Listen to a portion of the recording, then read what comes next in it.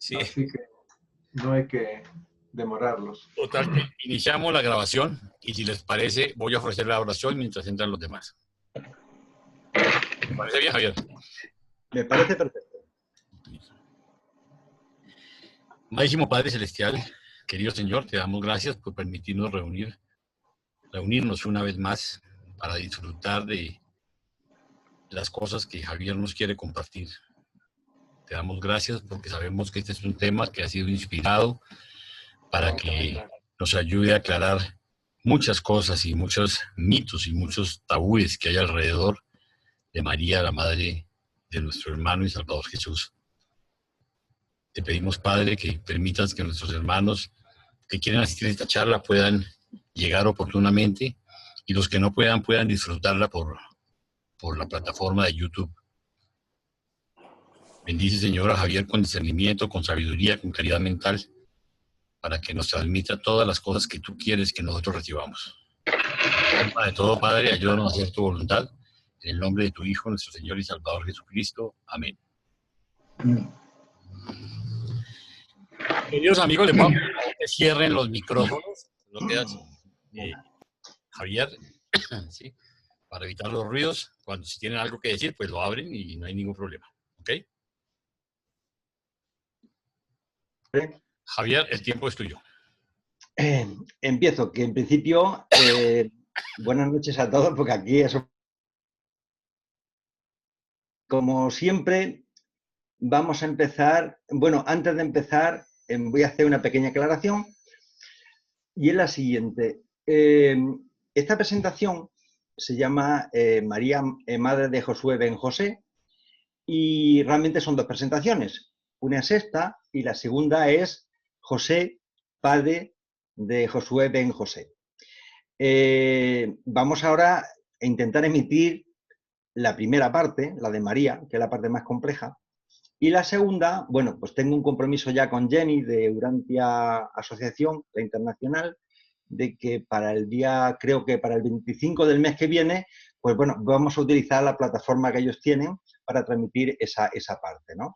Me comprometí con ellos y dije, no te preocupes, Jenny, que lo hacemos. De hecho, me dio unas cuantas fechas y yo ni siquiera le he comunicado oficialmente que sea el 25 de noviembre, pero en principio queremos que sea así. También comentar antes que cuando me metí para analizar este proyecto, creedme que tuve bastantes dudas. De hecho, estuve varias veces tentado a dejar el proyecto porque me planteó realmente problemas. Tened en cuenta que yo, por ejemplo, vengo de una cultura religiosa cristiano-católica. Hasta hace poco, hace años, pues yo le rezaba a la Virgen María y yo me dirigía a ella como una deidad, pues para pedirle la buena muerte o pedirle otras cosas, pues como igual al mismo nivel que Jesús, con lo cual imaginaos lo que cambiar ciertos planteamientos y ser consecuente con lo que dice el libro de Urantia. Entonces esto realmente me dio unos golpes bastante fuertes y me hizo dudar incluso de si estaba haciendo bien las cosas. Y tuve que leer, releer y volver a leer hasta que realmente la luz sale, pero créeme que uno empieza con muchísimos problemas o muchísimas ataduras que hacen que no dé rienda suelta a tu libertad, ¿no? Y eso me planteó. Pero bueno, pasado esa fase, luego viene una fase un poco de inspiración bastante productiva y al finalmente, bueno, pues esto se desarrolló en el trabajo que vamos a exponer. Yo creo que la duración va a ser entre 1 hora y hora y media. Si es más, ya sabéis que nunca será culpa mía, pero me voy a intentar que no pase de ese tiempo, para que no haya luego críticas de que es mucho tiempo un señor hablando solo. Vamos a empezar un poco el tema tranquilamente, ¿de acuerdo? Comparto, a ver si no se me ha olvidado esto.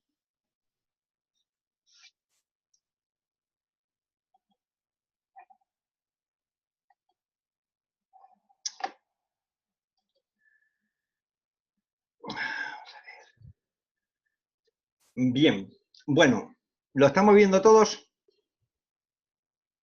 ¿Lo vemos todos? Sí, Javier. Sí, Se ve perfecto. Aquí se está viendo muy bien. Vamos a empezar. Bueno, vamos a ver. Esta presentación la he llamado María, Madre de José ben José. No la he llamado María, Madre de Dios. Y no la he llamado tampoco María, Madre de Miguel de Nevadón. Entonces, está claro. Vamos a hablar de María, nuestra hermana, y la madre física de Jesús. ¿De acuerdo? Ese tema, ese concepto es importante. Como el tema sé que es un tema muy delicado, no solamente con respecto a nosotros y a los demás hermanos que están un poco inicializándose en el tema del libro de Durantia, sino incluso con cualquier otra persona que nos pueda estar escuchando, que pertenezca a otra religión o a otra creencia, he intentado ser sumamente respetuoso y delicado en el tema. Le he dedicado muchas horas a analizar el tema, intentar transmitir lo que creo que la Quinta Revelación nos transmite de una forma 100% adaptándome al texto de la Quinta Revelación, pero teniendo siempre la sensibilidad y la dulzura de que otros hermanos con otras ideologías o con otras formas de pensar puedan acceder a este tipo de información para que nunca se sientan agraviados ni se sientan un poco de alguna forma pues menospreciados, porque puedan pensar que de alguna forma estamos tratando algo que a ellos son sensibles. Y de ese tema, de alguna forma, soy plenamente consciente, porque yo también vengo de una cultura cristiana católica, ¿de acuerdo? Bien, y dicho lo dicho, vamos a empezar realmente con la presentación. Algunas cosas os van a llamar la atención, pero bueno, os comento una cosa. El libro de Durantia tiene una primera lectura, que es lo que aparece cuando tú lees el libro de Durantia, pero tiene una segunda lectura que es entre líneas, que es cosas, hay que analizar primeramente lo que dice el libro de Durantia y después lo que no dice el libro de Durantia, siempre y cuando no contradiga lo que dice el libro de Durantia. Es decir, que hay muchas cosas que no dice que son tan importantes como las que dice. Eso que parece un tragalenguas, lo vais a ver luego a nivel práctico lo que estoy diciendo. Bien, antes de empezar, lo hago siempre, me perdonáis, pero siempre leo esta línea que dice que todo esto es perpetuamente cierto, porque allí donde 2 o 3 creyentes están reunidos, allí estoy yo en medio de ellos. Y esto a mí no se me olvida jamás. Yo sé que en medio de nosotros, de alguna forma, está Jesús, Miguel, o alguna deidad que él haya decidido que esté, pero que nos están copiando, que nos están escuchando, tengo la absoluta certeza.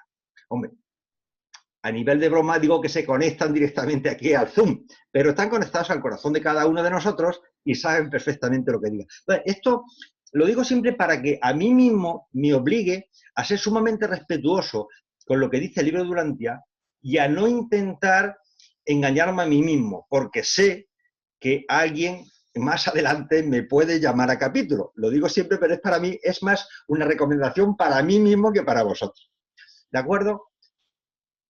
Lo digo siempre porque, lógicamente, puede haber personas nuevas que no han visto otras presentaciones anteriores mías. Entonces, normalmente, digamos, los parámetros de funcionamiento los suelo expresar al principio para que no haya dudas. Y esto lo meto siempre en el capítulo de miscelánea. Y es, todas las referencias del libro de Durantia aparecen en color rojo. Es decir, lo que no aparezca en color rojo son aportaciones mías. ¿De acuerdo? Que podemos estar de acuerdo o no estar de acuerdo. Eso está, ya sabéis que Jesús cuando mandaba a sus discípulos a predicar, no le imponía criterios ni le ponía normas rígidas, sino que dejaba que el Espíritu actuara en cada uno de ellos. Y yo me imagino que en todos nosotros, pues el Espíritu actúa de alguna forma, ¿no? O de formas diferentes, unos con respecto a otros. Pero es importante que lo que sea en rojo no es aportación mía, es copia literal del libro, ¿de acuerdo?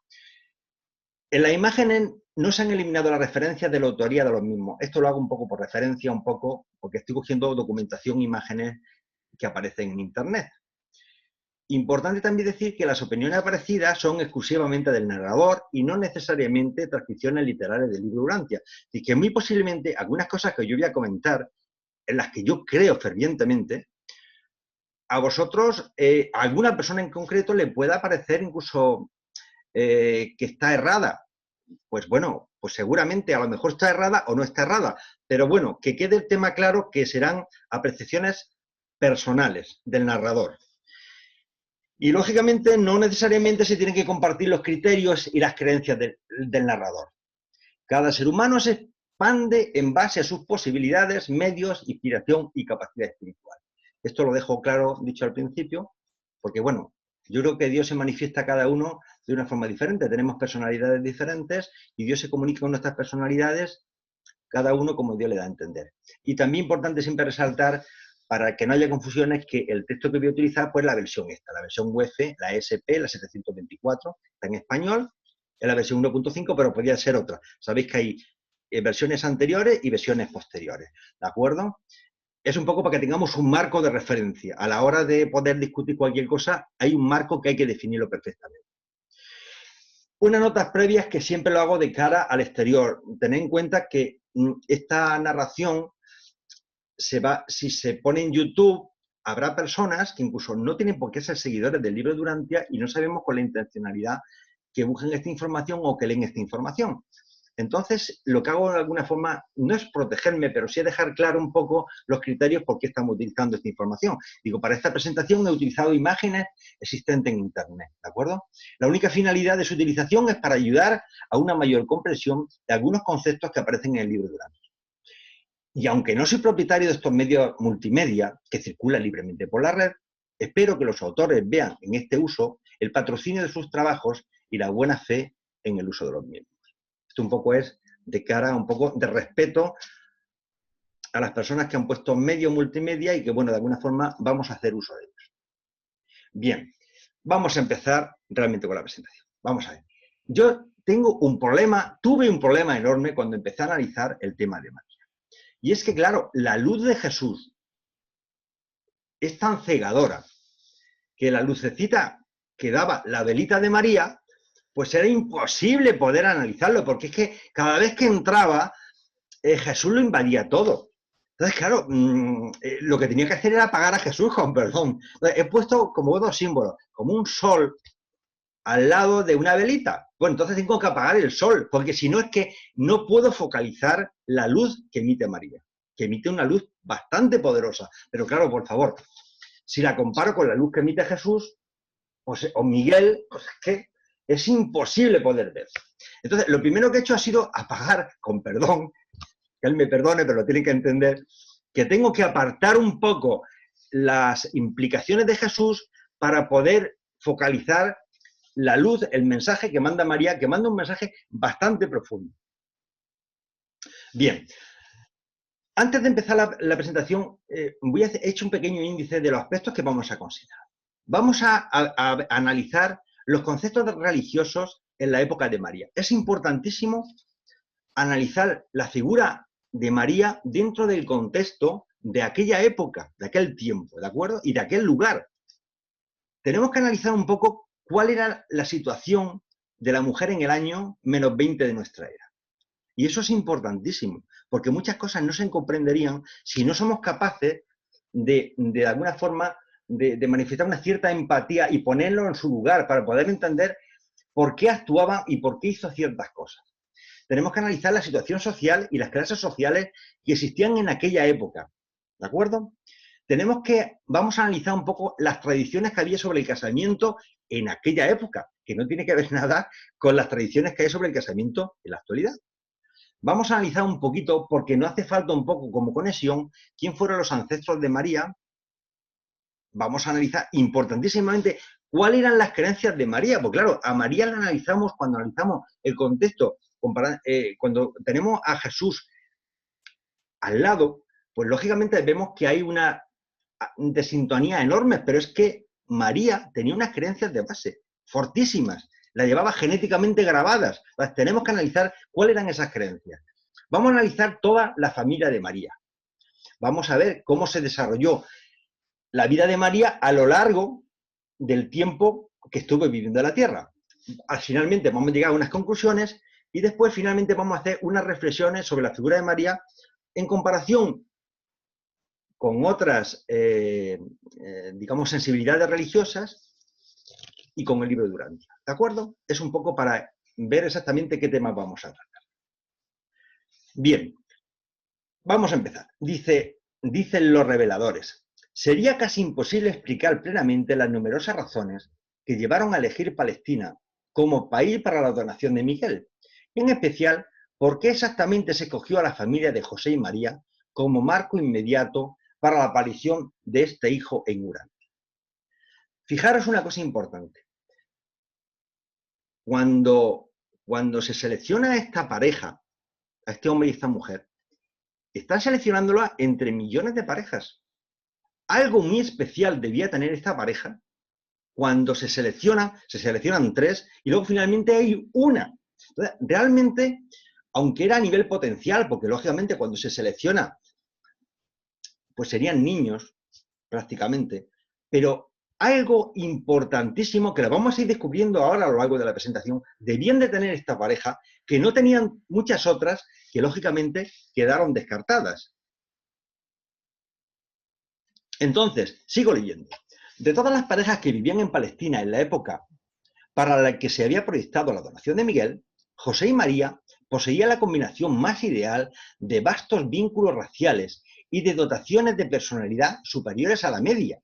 Que ya nos están marcando que eran gente muy especial. El plan de Miguel era aparecer en la tierra como un hombre ordinario, para que la gente común pudiera comprenderlo y recibirlo. Por eso Gabriel eligió a unas personas como José y María para ser los padres de la donación.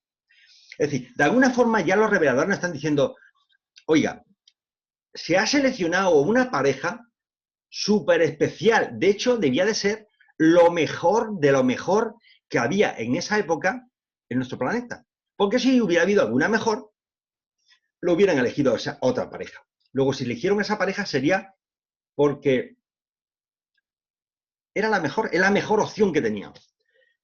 Dice, y he puesto aquí, y esto es un tema mío, digo, algo muy especial debieron de observar la comisión de selección para seleccionar a nivel potencial, porque lógicamente no se habían desarrollado, si eran unos niñitos cuando lo debieron de seleccionar a esta pareja de humanos. Con lo cual ya partimos de un marco que estamos hablando de un hombre y de una mujer, de María y de José, que eran diferentes y muy superiores a la media de lo que existía en aquel periodo y en aquel lugar.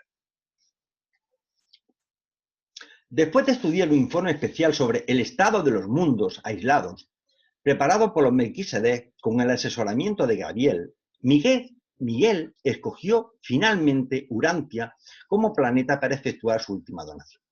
Cuando Miguel aprobó esta decisión, Gabriel nombró y envió a Urantia la comisión familiar de los 12, escogida entre las órdenes más elevadas de personalidad del universo, con un encargo específico de investigar la vida familiar judía. Cuando esta comisión finalizó su tarea, Gabriel se encontraba en Urantia y recibió el informe que designaba a 3 posibles parejas que en opinión de la comisión eran igualmente favorables como familia de la donación para la encarnación que Miguel tenía en proyecto. Esto es redundar sobre lo mismo, la importancia de esa familia singular y especial. Bien, de las 3 parejas designadas, Gabriel escogió personalmente a José y María. Posteriormente se apareció en persona a María y le dio la grata noticia de que había sido elegida para ser la madre terrestre del niño de la donación. Y aquí me gustaría apuntaros una cosa. Fijaros que en aquel tiempo el Espíritu de la Verdad no había sido donado, no había sido derramado sobre la humanidad. Fue en Pentecostés, cuando Jesús murió, donó ese Espíritu de la Verdad. Pero cuando a lo largo de toda la vida de María no estaba influido por ese Espíritu de la Verdad porque aún no había sido derramado sobre la humanidad. Con lo cual, muchos errores que en principio cometió María, ten en cuenta que María no tenía la ayuda que estamos teniendo nosotros ahora mismo. Tendría seguramente ayuda angelical, tendría sus ajustadores, lógicamente, estoy plenamente convencido, pero lo que estaba clarísimo es que el Espíritu de la Verdad no estaba actuando ni sobre María ni sobre José. Y este tema es importante tenerlo en cuenta, para explicarse luego algunas cosas. Vamos a ir viendo un poco de los antecedentes, nos vamos a ir metiendo en materia y cada vez vamos a ir profundizando. Fijaros que los antecedentes, entre sus antecesores a mujeres tan ilustres como Amón, Tamar, Ruth, Besabé, Ansí, Cloa, Eva. Desde un punto de vista racial, no es muy apropiado considerar a María como una judía. Esto también es un tema importante. Por su cultura y sus creencias era judía, pero por sus dones hereditarios era más bien una combinación de estirpe siria, hitita, fenicia, griega y egipcia. Su herencia racial era más heterogénea que la de José. Luego, no era una judía pura en el sentido que venía por la rama, sino que era una mezcla de genética de toda esa zona del Oriente. Bien, entre los linajes yo he puesto, esto es la lista de linajes de la que ellos vienen. Yo realmente he intentado buscar documentación en la Biblia, en 20.000 sitios diferentes, pero realmente no he podido apenas encontrar documentación. Pero bueno, era por enriquecer un poco la presentación. Bueno, Amón era el gobernador de Samaria en los tiempos de Acab. Dice que era el hijo sucesor de Manasés, rey de Judá. Tamar era mujer de Er, hijo de Judá. Ruth era una moabita, la nuera de Noemí. De Sabé, David la tomó por esposa. Eva, todo el mundo sí lo sabemos, está clarísimo, era una hija material. Y Rata, pues era la mujer de Adamson. Es decir, de alguna forma no tengo ni idea de que efectivamente dentro de la genealogía, los antecedentes de María, bueno, pues venía por una línea que era una línea básicamente, no era judía del todo, pero bueno, se marcaba dentro de aquella zona, ¿de acuerdo? Bien, vamos a analizar un poquito, porque claro, para explicarse algunas cosas hay que analizar un poco el tema con cierta profundidad. Fijaros, vamos a analizar la situación política, religiosa y social en los tiempos de Jesús. Tiempo de Jesús. Tiempos anteriores a que naciera Jesús, para hablar con mayor propiedad. ¿Cuál era la situación política que había allí? El poder político estaba en manos del gobierno romano y reyes judíos vasallos. El poder judío estaba a cargo del Sanedrín o la Asamblea Suprema. Esa era la situación política realmente que había. ¿Cuál era la situación religiosa? Las creencias básicas eran: existe un solo Dios, santo y providente, un pueblo escogido y una ley que expresaba la voluntad de Dios. ¿De acuerdo? Y la situación social era que había las clases dirigentes estaban integradas por el sumo sacerdote, los saduceos, sacerdotes, escribas y fariseos. Y luego estaba el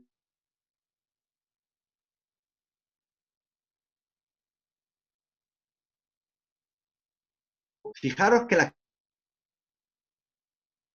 anterior a Jesús, pues era el sumo sacerdote, que era el responsable máximo del templo y presidente del Sanedrín. No quiero leer nada más que un poco lo encabezado. Estaban los saduceos. Los saduceos pertenecían a la clase alta del país, aristócratas, sacerdotes, grandes propietarios. Los sacerdotes, había unos 7.000 sacerdotes que se encargaban de atender el templo. Por cierto, de esos 7.000 sacerdotes, no sé si lo sabéis, pero 1.000 de ellos eran arquitectos, se encargaban de la construcción del templo. No oficiaban ningún oficio religioso. Eran trabajadores, eran arquitectos, los que estaban controlando la construcción, las piedras, la talla y todo lo relativo un poco a la parte arquitectónica. Luego estaban los escribas, que la mayoría eran laicos. Su misión consistía en explicar y actualizar la ley en función de los nuevos tiempos y de los problemas que se presentaban, ¿de acuerdo? Luego estaban los fariseos. Los fariseos, pues la palabra ya lo sabéis lo que significa, se llamaban separados. Eran hombres piadosos que conocían bien la ley y cumplían a rajatabla ayunos, penitencia, oración. Luego estaban los celotes, que era un movimiento extremista y armado. Su nombre significa sentirse celoso de, pertenecían a la capa más pobre del pueblo, eran agricultores, jornaleros y pescadores de Galilea. Luego acordáis de que había un pasaje que fueron un grupo de celotes para intentar que Jesús se afiliara a este grupo, ¿no? Y luego estaba el pueblo. El pueblo era la clase inferior, la plebe, compuesta fundamentalmente por habitantes del campo, muchas veces descendientes de extranjeros, que no conocían las leyes más que lo fundamental, y ni siquiera eso cumplían. Pertenecían a este grupo los jornaleros, curtidores, carniceros, pescadores, y todos aquellos cuyo oficio eran considerados impuros. Era la gran masa del país. Y prácticamente a este colectivo es al que pertenecía María y José. Es verdad que María y José, sobre todo alguna familia de María, estaba un poco más al poder religioso, pero realmente ellos pertenecían al pueblo llano, que en el fondo es lo que quería Jesús. Quería nacer no dentro de ningún grupo de poder y de influencia, sino como un hombre normal y sencillo en la tierra. Vamos a analizar un poquito para ir comprendiendo el entorno. Luego nos meteremos en profundidad, pero hay que poner un poco los basamentos. ¿Cuál era el estatus de la mujer en los tiempos de Jesús? Porque ese tema es importante. Dice, las mujeres no tenían los mismos derechos civiles y religiosos que los hombres. Una mujer dependía totalmente de su padre hasta la edad de 12 años. A esa edad se celebraban normalmente los esponsales y un año después tenía lugar el matrimonio, al año o a los 2 años. Eso estaba en función de luego de los intereses familiares. A partir de entonces la mujer pasaba a depender totalmente del marido. Este podía divorciarse, la mujer no. En el templo la mujer no podía pasar del atrio reservado a los gentiles y a las mujeres. En el culto de la sinagoga o del templo no jugaban papel alguno, solamente se limitaban a escuchar. En resumen, la mujer estaba considerada como menor de edad y dependiente siempre del hombre. Vamos, lo que diríamos ahora, un cero a la izquierda. La mujer realmente no tenía ningún valor. Tenía valor, era un valor básicamente transaccional, porque cuando eran pequeñitos, ya de niños, pues ya familias se ponían en contacto, se hacían, realmente lo que intentaban pues era, pues eso, juntar vacas, juntar cabras, ovejas o tierras para intentar aumentar el poder económico y utilizaban el sistema de matrimonio pues como un sistema, una herramienta económica, pues como pasó en el medievo aquí también, es decir, que no hay que irse tampoco muy lejos. Bien, ahora ya sí vamos a entrar en temas ya profundos. ¿Cuáles eran las creencias en tiempos de Jesús? María creía en Yahvé. Esto es un tema, ya no está en rojo, ¿de acuerdo? María creía en Yahvé, su Dios, en Abraham, y su mayor esperanza era la llegada del Mesías, el libertador. Es decir, vamos a ver, nosotros ahora hablamos de Jesús, de Miguel, Jesús Miguel, hablamos de muchas cosas porque ya tenemos un bagaje de 2000 años y tenemos otra concepción un poco de Jesús como un padre bondadoso, misericordioso, bueno, somos sus hijos. Pero es que María, cuando era una niñita, no creía en ese padre cariñoso, bondadoso y misericordioso, creía en ese Dios Yahvé, castigador, severo, y que castigaba. Y entonces eso lo tenía ella en la genética. 1000 años antes ya lo llevaban el pueblo judío. Y creían en Abraham y ellos siempre no pensaban en Jesús, pensaban en un Mesías. Era el libertador, era el Mesías. ¿Quién era? Pues era un libertador político que se iba a sentar en el trono de David, se iba a cargar, echar de fuera a todos los romanos y a todo el que se le pusiera por en medio, y que iba a subyugar a todos los pueblos para que trabajaran para los judíos. Eso era lo que esperaban realmente los judíos de aquel tiempo. Y eso era lo que esperaba María y lo que esperaba José. ¿De acuerdo? Un Mesías. Nunca esperaban otra cosa que se le apareciera lo más mínimo a lo que luego fue Jesús. ¿De acuerdo? Entonces, ese tema que se nos quede muy clarito, porque cuando María era una niña, esta era lo que estaba en su cabeza. Dios, Yahvé, y la esperanza en el Mesías. Y sabemos lo que era el Mesías. Y de hecho el Mesías no solamente era un rey, era un militar, que iría cortando cabezas y a todo el que se le pusiera por medio los quitaría para que el pueblo judío fuera el pueblo hegemónico y el, digamos, el pueblo dominante del planeta si podía ser. Incluso la mayoría de sus apóstoles y seguidores creyeron que Jesús era el Mesías hasta el mismo día de la gloriosa entrada de Jesús en Jerusalén, el 31 de marzo del año 30. Es decir, vamos a ver, no nos extrañemos que María pensara así, pero sí que hasta sus apóstoles que estuvieron con Jesús toda la época pública, hasta 4 días antes de que a Jesús lo crucificaran, prácticamente, creían en el Mesías. Es decir, querían que Jesús era el Mesías. Entonces, que no se nos olvide que estaban marcados a fuego en sus mentes con ese concepto. Digo, es comprensible que María no abandonase la idea de que Jesús sería el Mesías, debido a la común creencia del pueblo y a la errónea interpretación de la Anunciación. Luego ya estamos enmarcando un poco qué pasaba por la mente de María. Bien, antes de entrar un poco más en María, vamos a ver un poco, porque ha habido varios personajes que a María le influenciaron muchísimo. Fundamentalmente fue su prima Isabel. Su prima Isabel, pues sabéis que estaba casada con Zacarías, era un señor mayor, no podía tener hijos. Bueno, finalmente, pues hubo ahí una intervención divina y nace Juan el Bautista, que fue esa persona tan sumamente importante que fue allanando el camino de Jesús. De hecho, la mayoría de los apóstoles de Juan el Bautista fueron los que luego pasaron a seguir a Jesús, con lo cual algo preparó el camino. Y solamente hace una nota que Juan nació en la ciudad de Judá en 25 de marzo del año 7 a.C. Bien. Voy a empezar a comentar un poco porque la visión que tuvo Isabel es importante, porque Isabel se llevaba muy bien con María. Entonces, ellas hablaban. Entonces, ese concepto de Mesías se fue fraguando entre las dos.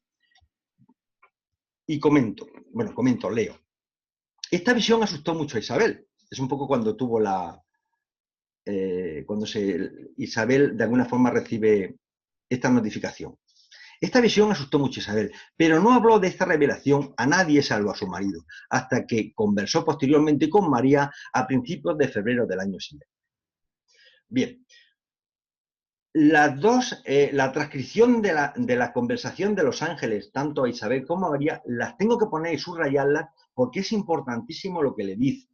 Ya sabemos que los que hemos leído el libro durante varias veces este tema lo tenemos muy clarito, pero interesa que quede muy claro para todos, para comprobar qué fue lo que pasó luego. Dice, a finales del mes de junio del año 8 antes de Jesucristo, unos 3 meses después de que se casaran José y María, Gabriel se apareció a Isabel un día al mediodía, de la misma forma que más tarde hizo conocer su presencia a María, y Gabriel fue lo que le dijo. Empezamos. Mientras tu marido Zacarías oficia ante el altar en Jerusalén y mientras el pueblo reunido ruega por la llegada de un libertador, pues la llegada de un libertador era lo que estaba rogando el pueblo. Yo, Gabriel, he venido para anunciarte que pronto darás a luz un hijo que será el precursor de este maestro divino. Llamarás a tu hijo Juan. Crecerá consagrado al Señor tu Dios y cuando llegue a la madurez alegrará tu corazón porque llevará muchas almas hacia Dios y proclamará también la venida del sanador de almas de tu pueblo y libertador espiritual de toda la humanidad. Y le dice, tu parienta María será la madre de este hijo de la promesa y también me apareceré a ella. Le llama el hijo de la promesa. Vamos a ver, ¿cuál era la promesa que tenían los judíos que estaban esperando como el agua de mayo? Pues que viniera el Mesías. Entonces, este hijo de la promesa no lo pudieron entender. Es decir, Isabel no lo entendió y automáticamente dijo, ¿el hijo de la promesa? Pues lógicamente lo que todos estamos esperando, el Mesías. Nos pasamos a María. Fijaros. Los padres de María fueron Joaquín y Ana, ¿de acuerdo? Y María tenía 4 hermanos. 2 eran hombres y 2 eran mujeres. Y por lo que sabemos por el libro de Urantia, una de ellas, de las mujeres, era Salomé, que era una de las hermanas que por lo visto se llevaba muy bien y es con la que comentaba pues todos sus secretos. Todos los hermanos tenemos siempre un hermano que nos llevamos mejor y le comentamos los secretos, ¿de acuerdo? Y a partir de este momento es cuando empieza la gran aventura de María. Gabriel se apareció a María hacia mediados de noviembre del año 8 antes de Jesucristo mientras ella estaba trabajando en su casa de Nazaret. Este párrafo también es un poco largo, lo tengo que leer, perdonadme. Luego ya será todo más corto, pero dice, cierta tarde al ponerse el sol, antes de que José hubiera regresado al hogar, Gabriel se apareció a María al lado de una mesa baja de piedra. Después de que ella recobrara la serenidad, le dijo, ella se llevaría un susto enorme, me imagino. Vengo por orden de aquel que es mi maestro, a quien tú amarás y alimentarás. A ti, María, te traigo gratas noticias al anunciarte que tu concepción está ordenada por el cielo y que cuando llegue el momento serás la madre de un hijo. Lo llamará Josué y él inaugurará el reino de los cielos en la tierra. El reino de los cielos en la tierra era lo que el Mesías, ellos esperaban que el Mesías era el reino del cielo en la tierra.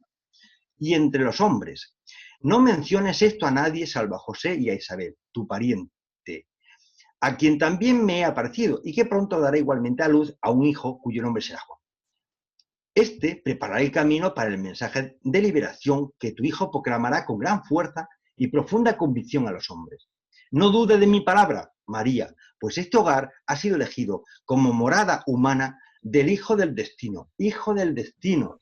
Otra vez, María no sabe lo que es el hijo del destino. María no puede entender nada que no sea un Mesías. Mi bendición te acompañará, el poder de los Altísimos te fortalecerá y el Señor de toda la tierra te protegerá. Y ahora leemos esta aclaración que nos hacen en el libro de Urantia. Dice, muchos textos del Antiguo Testamento fueron transgiversados para que parecieran cuadrar con algunos episodios de la vida terrestre del Maestro. Jesús mismo negó una vez públicamente toda conexión con la casa real de David. Incluso el pasaje de una joven dará a luz a un hijo se cambió en una virgen dará a luz a un hijo. Lo mismo sucedió con las numerosas genealogías de José y María que se compusieron después de la carrera de Miguel en la tierra. Muchos de estos linajes contienen bastantes antepasados del maestro, pero en general no son auténticos y no se pueden confiar en su exactitud. Con demasiada frecuencia, los primeros seguidores de Jesús sucumbieron a la tentación de hacer que todas las antiguas declaraciones proféticas parecieran encontrar su cumplimiento en la vida de su Señor y Maestro. Esto viene ahora a colación para empezar a profundizar en el tema. Fijaros una cosa. Dice, José no podía conciliar estas ideas contradictorias hasta que después de varias semanas de reflexión, tanto él como María llegaron a la conclusión de que habían sido elegidos como padres del Mesías. Y yo digo, si es que los pobres hombres, ¿en qué iban a pensar? Si es que, de verdad, no estaba el Espíritu de la verdad en medio actuando sobre ellos. Le dicen que viene un Salvador y el Mesías. Y aquí, por favor, tomad nota porque esto es para nota. Y aquí será uno de los puntos gordianos. Fijaros, dice, la anunciación de Gabriel a María tuvo lugar al día siguiente de la concepción de Jesús. Es decir, Jesús, María, concibe y al día siguiente es la anunciación. Y fue el único acontecimiento de naturaleza sobrenatural que se produjo en toda su experiencia de gestar y dar a luz al Hijo de la promesa. Y yo os hago la siguiente pregunta. ¿Dónde queda el libre albedrío de María? Vamos a ver. Si lo primero que hace Gabriel cuando se lo comunica es que ya el día anterior María ha quedado preñada. ¿De acuerdo? Y al día siguiente se lo comunica. Y luego, ¿dónde se narra la aceptación de María? Vamos a ver, María no acepta nada. A María se le anuncia un mandato de la deidad. Y alguien me puede decir, ¿qué estás diciendo? No, yo te lo leo. Te lo puedo leer 10 veces si quieres. La anunciación de Gabriel a María tuvo lugar al día siguiente de la concepción de Jesús. ¿Vale? Entonces, a mí esto me hizo muchísimo pensar. Entonces yo dije, ¿entonces qué pasa? Que la deidad vino, eligen una familia por narices, porque hubieran dicho, no, han elegido varias familias, a 3, le han pedido, y una han dicho que sí, otras que no, y al final han elegido a José María. No, la deidad llega y elige a esta familia por narices. Y después, María se queda encinta, también por orden divina, pero no hay una aceptación por parte de María. María aceptó la concepción de Jesús a posteriori, en su servicio, su entrega, en dándole todo el amor que pudo a su hijo y en seguir avanzando. Pero a María no se le presentó el ángel y dijo, oye María, el rey del universo quiere utilizarte a ti para que concibas y pueda venir este ser a la tierra. ¿Estás de acuerdo? ¿Te parece bien? ¿Das tu ok? No, eso no fue así. Concibe y después se le anuncia. A partir de ahí lo dejo a vuestro criterio. ¿De acuerdo? Eso es uno de los primeros puntos gordianos. Bueno, empezamos con el problema de José. José, claro, lo leo y después comentamos. En este sueño se le apareció un brillante mensajero celestial que le dijo, entre otras cosas, José, aparezco ante ti por orden de aquel que ahora reina en las alturas. He recibido el mandato de informarte acerca del hijo que María va a tener y que llegará a ser una gran luz en el mundo. En él estará la vida y su vida se convertirá en la luz de la humanidad. Vendrá primero hacia su propio pueblo, pero ellos casi no lo recibirán. Pero a todos los que lo reciban le revelará que son hijos de Dios. Después de esta experiencia, José no volvió a dudar más de la historia de María sobre la visita de Gabriel, ni de la promesa que el niño por nacer sería un mensajero divino del mundo. Esto es importante porque, lógicamente, yo no sé por qué José se empezó a preocupar. Es decir, yo creo que José se empezó a preocupar, porque claro, tú imagínate que tienes a tu mujer, el jóvenes, es el primer hijo que te va a llegar y te dice tu señora, oye Javier, se me ha aparecido un ángel y me ha dicho que va a venir, no el hijo de la promesa, el Mesías, y yo voy a ser la madre del Mesías. Vamos, automáticamente me la llevo al psiquiatra, al psicólogo, y sobre todo le pregunto que qué ha comido o qué ha fumado esa noche, porque es que es natural y humano. Bien, Lo importante es que el auténtico mensaje fue que era el liberador, que iba a ser el libertador del mundo. Es algo difuso. Dice, entonces esta visita no se había dicho nada sobre la casa de David. Nunca se había insinuado nada de que Jesús fuera a convertirse en el libertador de los judíos, ni tampoco que debiera ser el tan esperado Mesías. Jesús no era el tipo de Mesías que los judíos esperaban, pero sí era el libertador del mundo. Su misión era para todas las razas y para todos los pueblos, no para un grupo en particular. Pero si entendéis el contexto, por mucho que el libro Durante intente clarificarlo, yo me pongo en el lugar de estas personas, de esta pareja, y sinceramente me cuesta trabajo entender qué significa el libertador del mundo. Vamos a hablar un poco del temperamento de María. Dice, el temperamento de María era totalmente opuesto al de su marido. Habitualmente alegre. Rara vez se encontraba abatida, es decir, era una mujer alegre, no se encontraba abatida. Poseía un carácter siempre risueño. María se permitía expresar libre y frecuentemente sus sentimientos emocionales. Una persona cariñosa. Nunca se le vio afligida. Hasta después de la muerte súbita de José. Apenas se había recuperado de este golpe cuando tuvo que enfrentarse con las ansiedades y las dudas que despertaron en ella la extraordinaria carrera de su hijo mayor, que se desarrollaba tan rápidamente ante sus ojos asombrados. Pero durante toda esta experiencia insólita, María se mantuvo serena, animosa y bastante juiciosa en sus relaciones con su extraño y poco comprensible hijo mayor y con su hermano y hermana sobrevivientes, por lo cual ya nos está dando un perfil de cómo era María. Una persona alegre, jovial, luchadora, que tenía un buen carácter, bastante juiciosa. Más sobre María. Jesús poseía de José su extraordinaria educación en los usos de la ceremonia judía y su conocimiento excepcional de la escritura hebrea. De María obtuvo un punto de vista más amplio de la vida religiosa y un concepto más liberal de la libertad espiritual personal. Las familias de José y de María eran muy instruidas para su tiempo. José y María poseían una educación que estaba muy por encima del promedio de su época y de su posición social. Ella sabía planificar, era experta en adaptarse y práctica en la ejecución de las tareas inmediatas. María era casi rubia con los ojos castaños. Ya no están definiendo exactamente cómo era el perfil de esta mujer. Una mujer luchadora, alegre, que planificaba, que era realmente una alegría de mujer. Y de hecho, si la seleccionaron, por algo sería. Más sobre las potencialidades que tenía Madrid.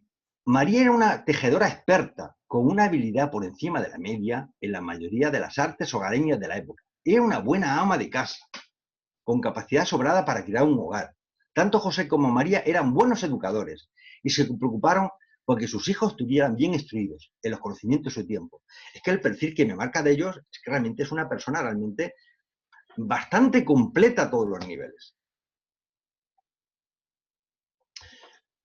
Esto es una aportación mía. Digo, según la tradición judía en aquel momento, los jóvenes varones se desposaban entre los 18 y los 24 años, mientras que las jóvenes mujeres, a partir de los 12, eran consideradas doncellas. Naraj, a partir de esa edad, podían desposarse. El matrimonio judío tenía dos momentos. Esto es importante, porque aquí hay una confusión enorme entre el mundo católico, los católicos protestantes y ortodoxos, y un poco lo que nos dice el libro Durante. Hay dos momentos, el desposorio y el matrimonio, propiamente dicho. El primero era celebrado en la casa de la novia y traía consigo acuerdos y obligaciones, aunque la vida en común era posterior. Si la novia no había estado casada antes, se esperaba un año después del desposorio para llegar a la segunda parte. El matrimonio propiamente dicho, donde el novio llevaba solemnemente a la novia desde la casa de su padre a la de él. Esto es importante porque fijaros que la justificación de la virginidad de María es porque dentro del mundo católico y ortodoxo y protestante se consideraba que María no estaba casada realmente, estaba de desposorio, estaban de novios. Entonces, claro, estaban de novios, pues la virginidad. Es decir, José no había intervenido, estaba el tema claro. Entonces se justifica que José se alarmara tantísimo de ver que se había quedado embarazada cuando él no había hecho nada. Pero es que aquí, ahora lo veréis, cuando María queda encinta, estaba ya casada. Con respecto al noviazgo del casamiento, dice, cuando José era joven fue contratado esto es un poco la historieta, por el padre de María para construir un anexo a su casa. En el transcurso de una comida al mediodía, María llevó a José un vaso de agua y fue en ese momento cuando empezó realmente el cortejo de los dos jóvenes que estaban destinados a ser padres de Jesús.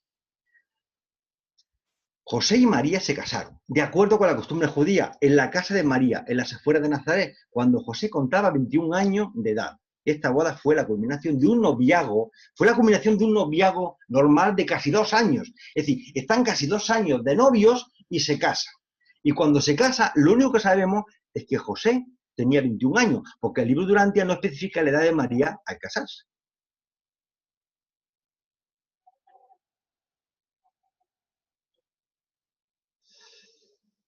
Bien. En el Protoevangelio de Santiago, también conocido como el libro de Santiago o el Protoevangelium, es un evangelio apócrifo que fue escrito probablemente hacia el año 150 y centrado en la infancia de la Virgen María, él llama a la Virgen María, lógicamente, y en el nacimiento de Jesús Nazaret. Se conservan unos 20 manuscritos medievales del siglo XII en adelante. El evangelio apócrifo de Santiago nos informa que María se casó con tan solo 12 años. Hay un texto aparte, como está la presentación, lo podéis leer, más que nada para no retrasarme porque ya voy muy retrasado. Quiero informaros de este tema, fijaros, es una sinapsis. Es decir, José y María se casan en marzo del año 8 antes de Jesucristo. Es decir, José, cuando conoce a María, tenía 19 años, pasan como 2 años de noviazgo y a los 21 años se casa. María, cuando conoce a José, tenía aproximadamente 12 años. Los 2 años de noviazgo y a los 14 años aproximadamente es cuando se debió de casar. ¿De acuerdo? Luego, confusión. Salvo error u omisión, José tenía 21 años, eso está en rojo porque esto está clarísimo, y María debía tener del orden de 14 años. Fijaros, por favor, que eran 2 adolescentes. Bueno, preadolescentes, porque María tenía 14 años. Bueno, 14 o casi 15, pero es que era una niña. Y José, pues era un adolescente, con 21 años. Bien, tomad nota de esto porque es una síntesis, fijaros, 2 años de noviazgo. Se casan, María y José se casan en marzo del año -8, ¿de acuerdo? 8 antes de Jesucristo, -8. A los 3 meses aparece la anunciación de Isabel, que fue en junio del año -8, ¿de acuerdo?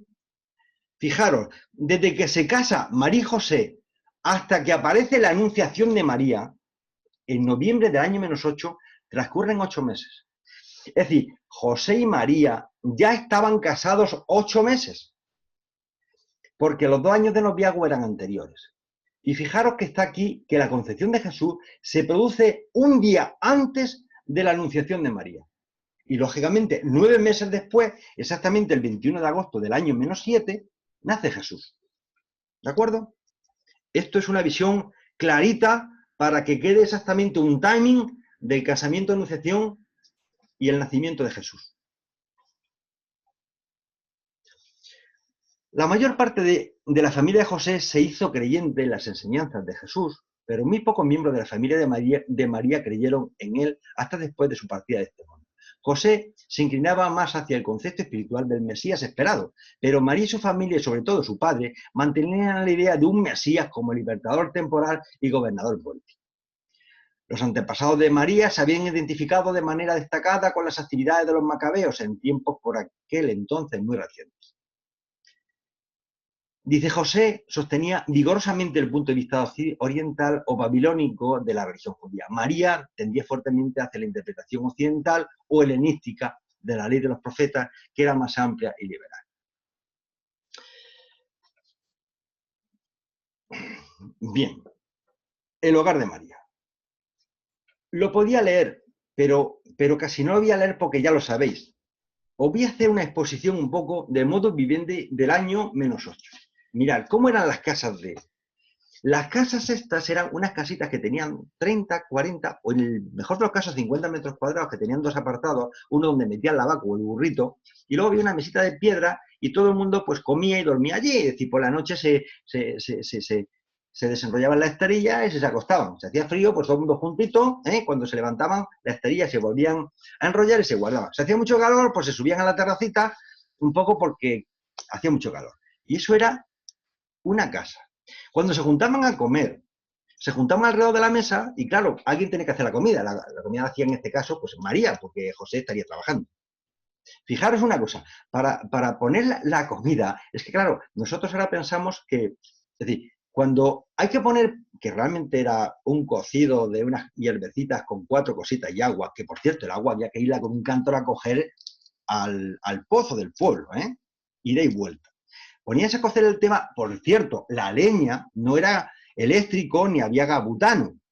Había que ir por la leña, que tenía leña ahí apilada para calentar la comida, para hervirla. Y si ese día había pan, pues ya sabéis que el trigo que se cambiaba o se compraba había que molerlo, había que mezclarlo y había que llevarlo a la panadería, al hornito, para que las obleas de pan, pues ese día había pan caliente. Y era pan caliente mojado, se partía en trocitos, se mojaba en la sopita aquella, todo el mundo alrededor de la mesa, y listo. Porque en ese tiempo no había ni lavadora, ni había frigorífico, ni había nevera, ni había nada de eso, no había electricidad. Y lo único que había una mesa con un candilito de aceite de oliva en medio. ¿Sabes qué era? Te interesaba que estuviera encendido el candil siempre, porque por la noche era la única forma de alumbrar, porque no había luz eléctrica, como tenemos ahora, con lo cual era imprescindible. Y además, para encender el fuego, siempre había que recurrir a esa velita. Y el día que se apagaba, tenían que ir a casa del herrero, lógicamente, a que le encendiera la velita y llevarla para allá, porque no había cerillas, ¿de acuerdo? Ni había piezo eléctrico, ni había nada de eso, con lo cual la vida era realmente durísima. Cualquier cosa que se hacía. Bien, en el mes de marzo del año 8 a.C., el mes en que José y María se casaron. Estamos ahí, está el tema claro. No era necesario que María fuera a Belén para empadronarse. José estaba autorizado para registrar su familia, pero María, que era una persona intrépida y decidida, decidió una cosa. Es decir, hay un momento en que María se queda embarazada, el niño va a venir, surge este tema de que hay que empadronar al niño que va a venir y bueno, pues hay que ir a Belén a empadronarlo. Como María debía ser una jovenzuela, pues si tenía 14 años, estaba embarazada, pues con 14 años, 14, 15 años, pues cómo se iba a ir José, que también era un crío, pues María se quedaba asustada, se quería ir con él. Dice, temía quedarse sola, pues el niño nacía durante la ausencia de José. Y puesto que Belén no estaba lejos de la ciudad de Judá, María preveía la posibilidad de una agradable charla con su pariente Isabel. Es decir, María, que es una niña, ya está avanzada y dice que se va, porque estaría ya con su barriguita y no quiere quedarse sola ahí. Se quiere ir con su marido, lógicamente. José y María eran pobres, importante, eran pobres, y como solo tenían una bestia de carga, una burrita, María, que estaba encinta, montó sobre el animal con las provisiones, mientras que José caminaba conduciendo a la bestia. Construir y amueblar la casa había sido un gran gasto para José, que también tenía que contribuir al mantenimiento de su padre. Encima se tenía que hacer cargo de los padres, porque entonces no había seguridad social, ya que su padre se había quedado incapacitado hacía poco tiempo. Vamos, lo que le faltaba. Que lógicamente María también se tenía que hacer cargo. Ya sabéis lo que pasa con las mujeres, que al final el padre del hijo, el que se hace cargo, es la mujer. Así es como esta pareja judía partió de su humilde hogar por la mañana temprana, el 18 de agosto del año 7 a.C., en dirección a Belén. Voy a leer esto porque tiene su gracia. Dice, a primera hora de la radiante mañana del 19 de agosto, José y María se pusieron de nuevo en camino. Tomaron su comida del mediodía al pie del monte Sartaba, que dominaba el valle del Jordán, y continuaron su viaje, llegando por la noche a Jericó, donde se alojaron en una posada del camino de las afueras de la ciudad. El 20 de agosto por la mañana temprano reanudaron su viaje, llegando a Jerusalén antes del mediodía, visitando el templo y continuaron hasta su destino, llegando a Belén a media tarde. Y dice que son informes que tardaron 5 días. La distancia que hay exactamente entre Nazaret y Belén es de 120 kilómetros. Y recorrieron 24 kilómetros al día. Y, por favor, poneros en el pellejo de María, una chica con 14, 15 años, a punto de dar a luz, montar una burra, 5 días de transporte, comiendo, lavándose como pudieran, descansando debajo de una sombra para poder llegar allí. El esfuerzo de lo que sufrió esa mujer, bueno, es lo que había, pero si te pones en el pellejo es que realmente es para nota. Fijaros, aquí he expresado es un poco un mapita de donde está Nazaret y donde está Belén. Hay unos 120 kilómetros, ya os lo he comentado. Ahí a la izquierda tenéis un poco las grandes ciudades, la distancia que hay actualmente en kilómetros, para que veáis el esfuerzo que tuvieron que hacer esa pareja, comiendo por el camino, llevándose, bueno, además 5 días dormirían pues bueno, en una posada o irían, bueno, y además los peligros de aquellos tiempos, de poder ir una pareja tan joven, embarazada y que no la robaran. La verdad que deberían de tener protección angelical porque si no, es milagroso. María estuvo inquieta toda la noche, toda aquella noche, de manera que ninguno de los dos durmió mucho. Al amanecer, los dolores del parto empezaron claramente y al mediodía, el 21 de agosto del año 7 a.C., cuando la ayuda y la asistencia generosa de una viajera como ella, María dio a luz a un niño varón. Jesús de Nazaret había nacido en el mundo. Se le envolvió en las ropas que María había traído por precaución, se le acostó en un pesebre cercano. Luego, otro punto a favor de María, es el primer hijo que tiene. Es decir, una mujer, ya sabemos, en aquellas circunstancias, pues claro, ahora es relativamente, no, vamos a ver, parir no es fácil, y lo digo yo que soy un hombre, es decir, parir no es fácil, y las mujeres me dirán, por supuesto que no es fácil, pero en aquellos tiempos, con aquellas condiciones higiénicas, ¿sabes? Y en esa situación debía de ser muchísimo más duro, con lo cual son puntos a favor de lo que hizo esta mujer a nivel humano. Bueno, el segundo día de nacimiento de Jesús, María envió un mensajero a Isabel indicándole que su hijo había nacido y que ésta le respondió invitando a José a que subiera a Jerusalén para hablar con Zacarías de todos sus asuntos. A la semana siguiente, José fue a Jerusalén para conversar con Zacarías. Permanecieron más de un año en Belén. Es decir, en Belén se tiraron casi un año y José efectuó, mientras tanto, algunos trabajos en su oficio carpintero. Fijaros que el tema de, tal como está ahora mismo la sociedad, que nos estamos quejando permanentemente de lo mal que está el trabajo y tal, ya esta familia ya padeció el problema que es los trabajos eventuales. No tenía un trabajo fijo en una fábrica, le pagaban a final de mes, no, le pagarían a la semana o al día.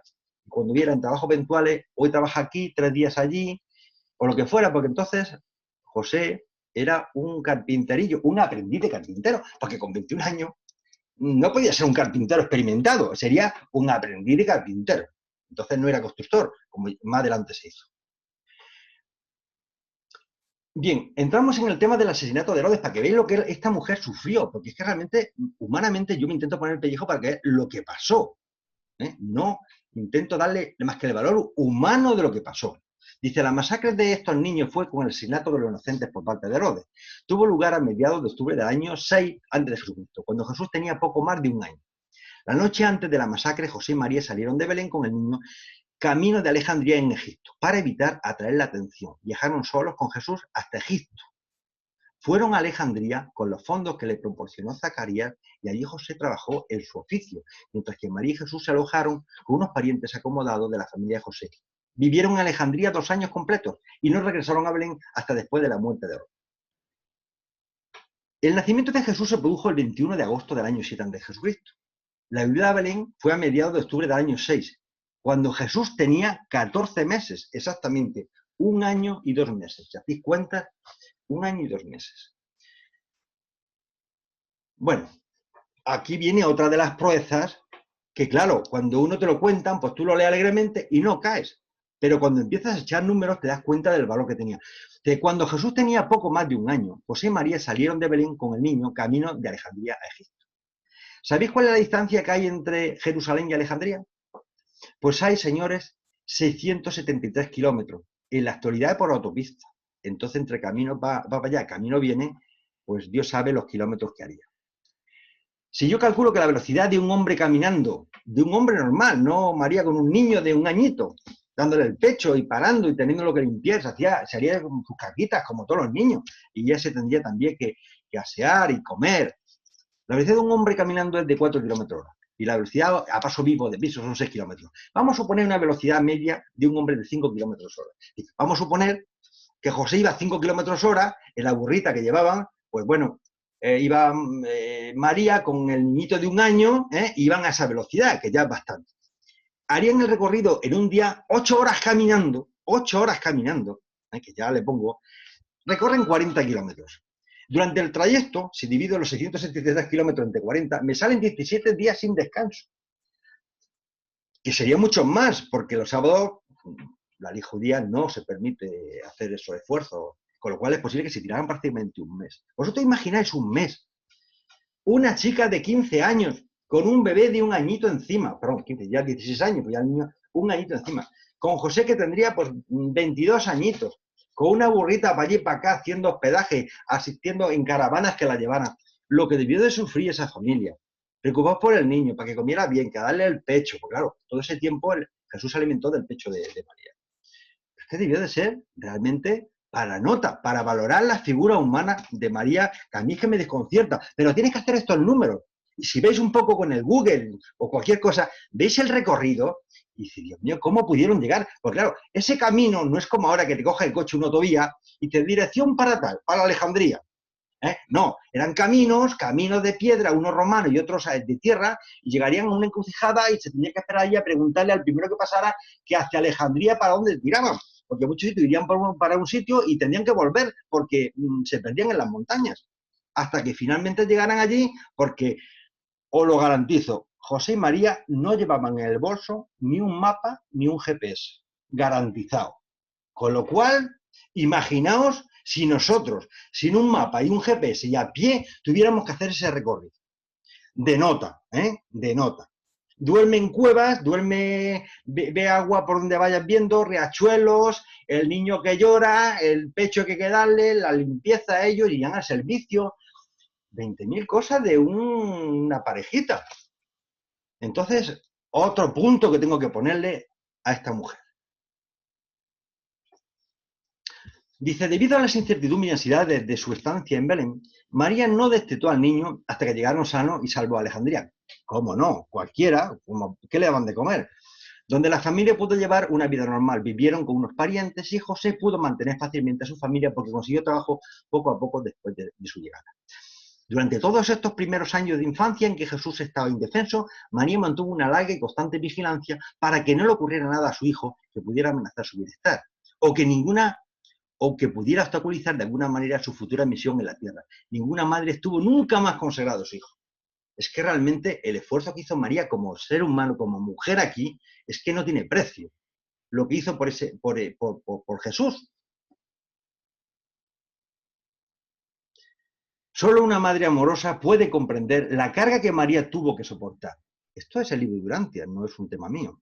En su corazón, por la seguridad de su hijo durante estos años de su niñez y su primera infancia. Y esto lo hicieron porque si no al niño lo iban a matar. Ella protegía a su hijo, tanto José como María, pero María era su hijo y estaba llena de preocupaciones. Hicieron ese esfuerzo de huir hasta otro país que hablarían otra lengua, otro idioma. Yo me imagino que, claro, después de hacer esos kilómetros, se dirían un mes viajando, cuando llegaran ahí a Alejandría, pues claro, tú llegas a Alejandría, una ciudad enorme, esto es un pueblecito pequeño de Belén, llegas allí a preguntar por unos primos, es que claro, ahora mismo pues llamas por teléfono, oye, que te espero en la puerta A.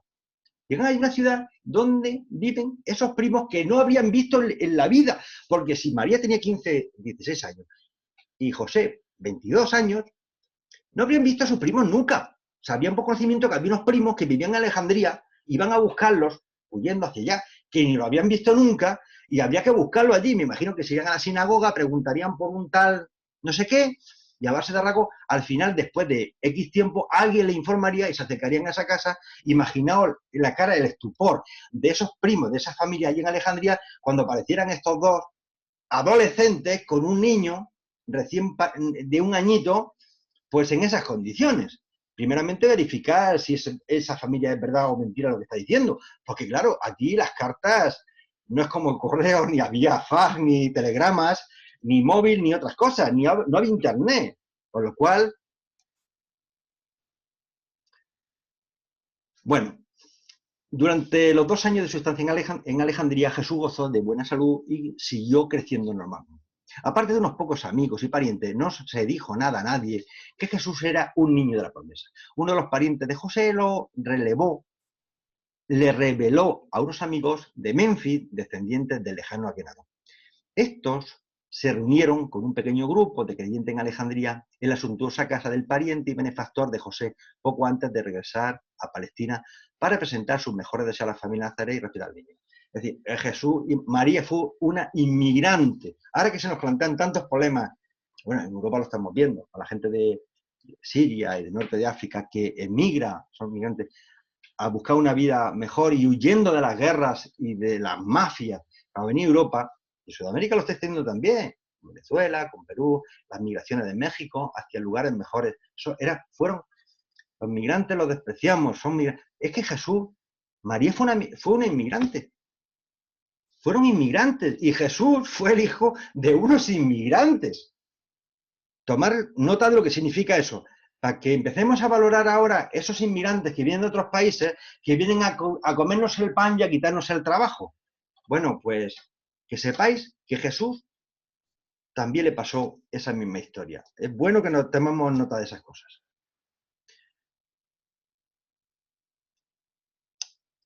Como veo a la hora que es, algunos temas me vais a perdonar que avance. En julio de este año, un mes antes de cumplir Jesús los 4 años, una epidemia maligna de trastornos intestinales contagiada por los viajeros de las caravanas se extendió por toda Nazaret. María se alarmó tanto por el peligro de que Jesús estaba expuesto con esta enfermedad epidémica, que preparó a sus dos hijos y huyó a la casa de campo de su hermano a varios kilómetros al sur de Nazaret, en la carretera de Meguido, cerca de Sarid. Estuvieron fuera de Nazaret durante más de 2 meses. Jesús disfrutó mucho con su primera experiencia en una granja. Estoy saltándome, claro, si yo me pongo a analizar todos los puntos de María, nos tiramos aquí 10 horas. Estoy saltando en el tiempo. Pero fijaros ya otra María, es decir, la hiperprotección que tenía su hijo. Es decir, se va a poner enfermo y para evitar que se contagie y que le pase algo, se va a vivir al campo, sacrifica, se dejará a José trabajando y él se va con su familia al campo para que esté sano. Es decir, es que la figura de María cada vez tiene una luz y un poderío que realmente a mí me asombra como mujer. Bien, os voy a hacer una pequeña cosa graciosa. Es cierto que voy bastante retrasado, pero bueno.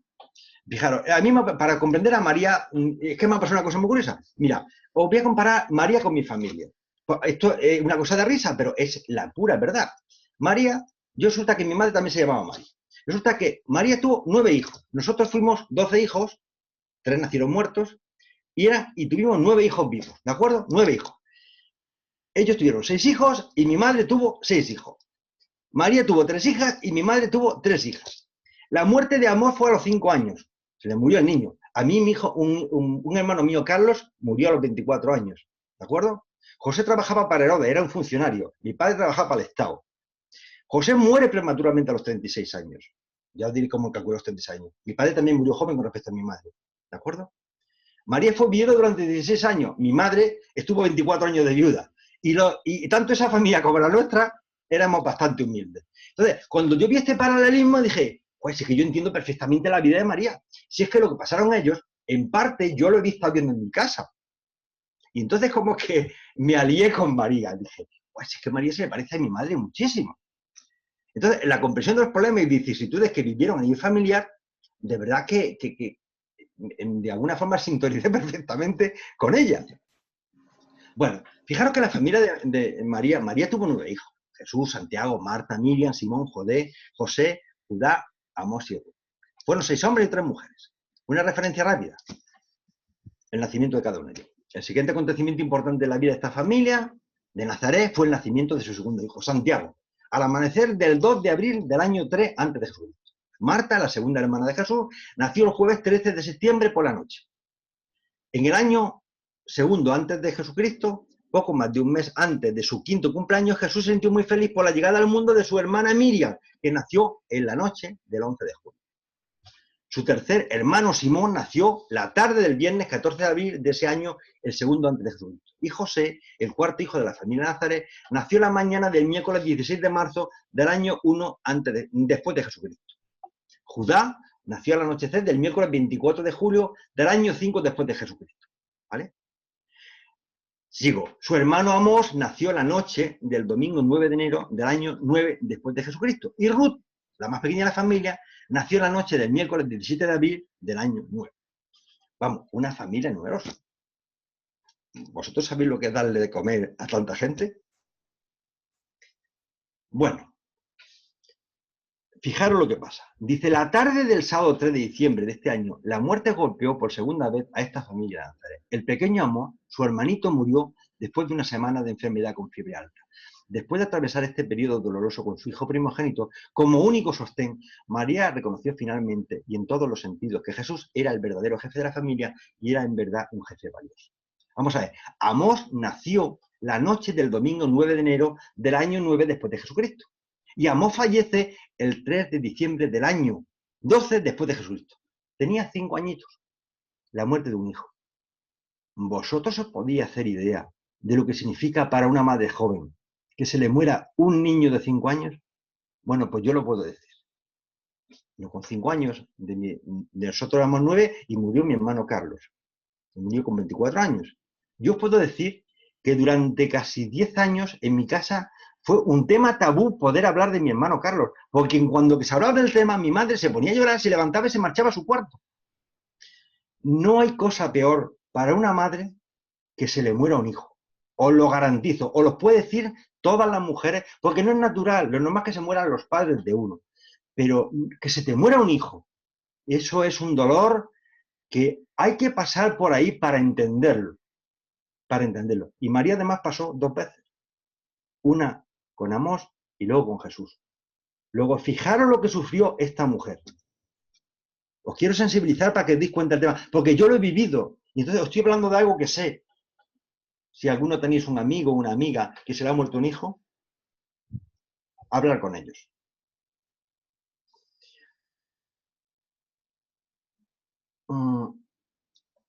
Es que sé que es un poquito tarde. Algunos temas me los voy a tener que pasar, me perdonáis.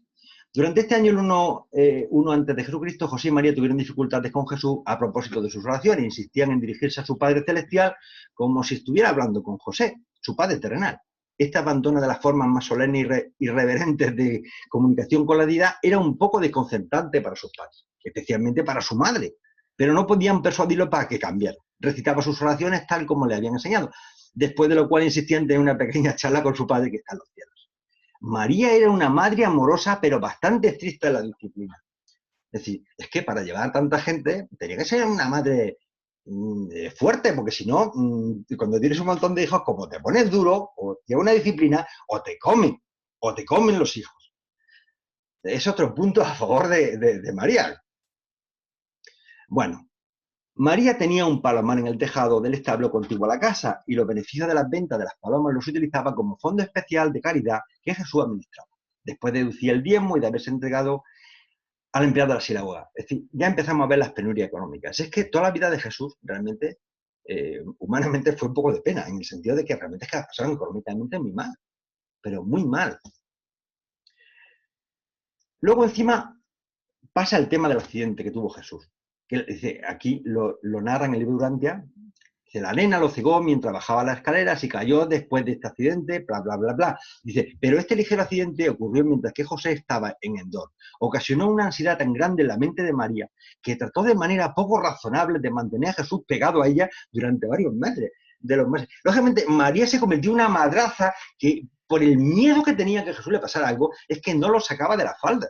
Yo lo puedo entender cuando tienes un hijo con un problema que le ha pegado un niño, que se puede poner enfermo, es que no lo dejan ni salir de casa, lo hiperproteges. Y claro, pongo un comentario, María había perdido ya a Amós y temía perder a Jesús. Luego, es el problema luego de la incomprensión. Es decir, José y María vivieron y murieron sin enterarse nunca de que su hijo Jesús era realmente el creador del universo, encarnado en la carne mortal. A medida que pasaban los años, esta brecha de incomprensión fue incrementándose. María comprendía cada vez menos el significado de la misión de Jesús y esta madre buena se sintió cada vez más herida porque su hijo favorito no llevaba a cabo sus esperanzas más acariciadas. Sí, María no lo comprende, sí es que no lo puede comprender, pero si es que hasta a nosotros nos cuesta trabajo comprender a Jesús. Tú imagínate que es tu hijo y crees en la fe de que se te ha parecido. Es comprensible la incomprensión que tenía María, porque era un ser humano como nosotros, con sus limitaciones. No pensé que era una superfigura, era una persona con muchas limitaciones, con muy poca culturita en comparación con lo que hay ahora, y bueno, y muy jóvenes. Bueno, esto cuando se le pierde en el templo ya encima es para nota. Es decir, durante el tercer día de Jesús en el templo, con los escribas y maestros, que se congregaron numerosos espectadores que habían oído hablar de este joven de Galilea, para disfrutar de la experiencia de ver a un muchacho confundir a los sabios de la ley. Simón también vino de Betania para observar lo que hacía el muchacho. Durante toda la jornada, José y María continuaron buscando ansiosamente a Jesús. Incluso entraron varias veces en el templo, pero nunca se les ocurrió escudriñar los diversos grupos de discusión, aunque en una ocasión se encontraron casi al alcance de su voz fascinante. Y yo os pregunto, ¿vosotros no habéis perdido alguna vez a alguno de vuestros hijos? Que se os ha escapado, que se ha ido del colegio con un amiguito. Lo que puede uno sufrir hasta que te llama una madre, un padre, oye, no te preocupes, que Carlos está aquí, que se ha quedado conmigo. Dios mío, se lo habrán llevado, ¿qué ha pasado? Lo habrán raptado. Sí, ese dolor de una madre ante esa situación es comprensible. Sí, os lo sigo diciendo, la vida de María no fue nada fácil.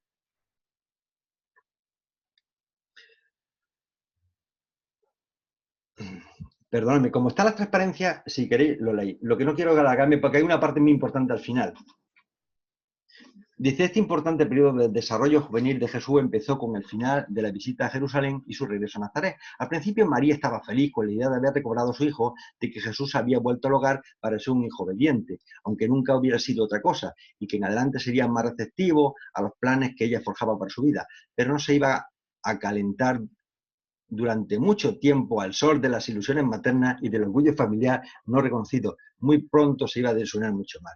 Es decir, prácticamente la misión de Jesús, lógicamente, María no lo entendía, no lo podía entender, no lo comprendía, porque ella esperaba que su hija fuera ese Mesías que tenía metido en la cabeza, como tenían todos los apóstoles, y no se parecía, decía, es que no avanza como Mesías. Con lo cual, ella tuvo que sufrir también la incomprensión y la frustración de una madre que no consigue que su hijo haga lo que ella quiere. Todas las madres quieren que sus hijos sean, lo sabemos todos, y los padres pasa igual.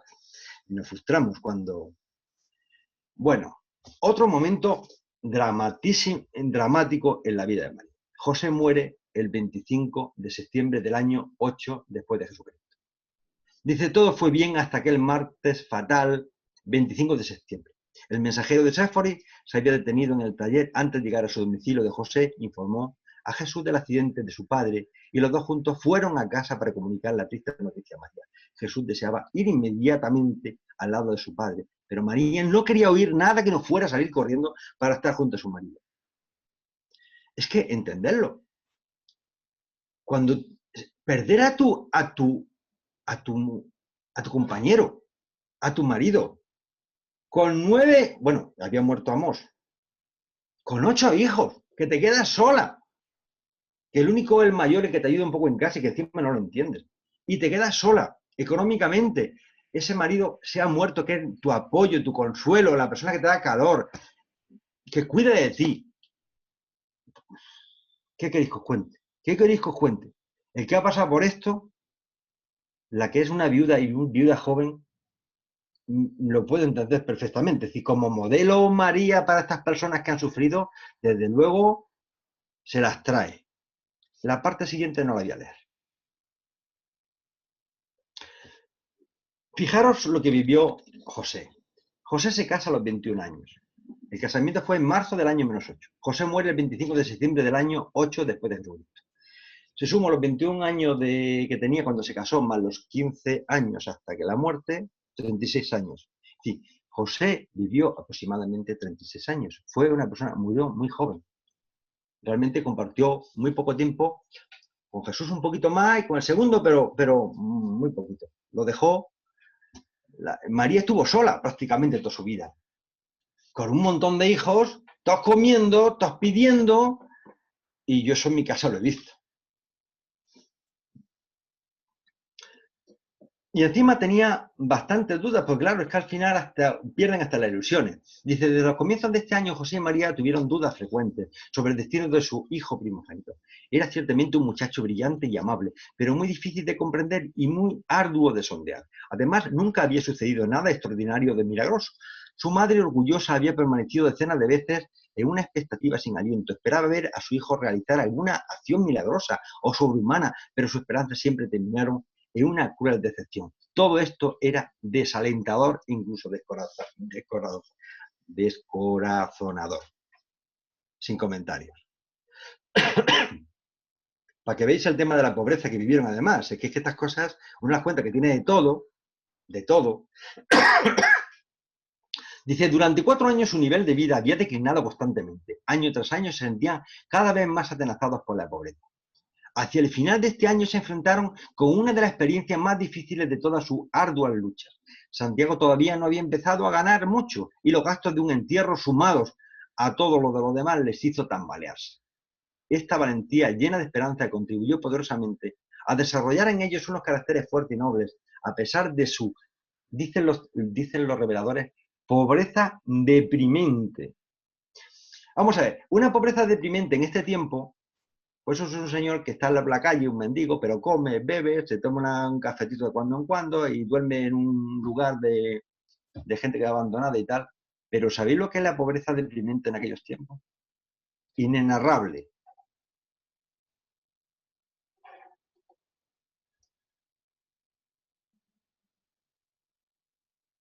Un momentito, no sé, un momentito, que es que le he dado.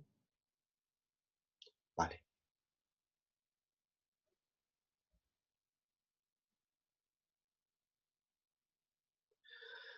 Bueno, como se fueron defendiendo esta familia ya sin padre, y antes de finalizar este año, María vio que los fondos de la familia disminuían. Transfirió la venta de las palomas a Santiago, poco después compraron una segunda vaca y con la ayuda de Miriam empezaron a vender leche a sus vecinos en Nazaret.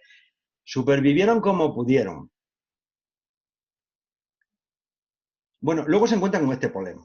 Y es que María hizo lo que pudo para inducirlo a que se afiliara. Es decir, llegan allí los patriotas de Nazaret, van a hablar ahí, ya sabéis lo que dice el libro, es largo el tema este, y lo lían para que se alíe con ellos para luchar pues, contra los romanos, para que se vayan.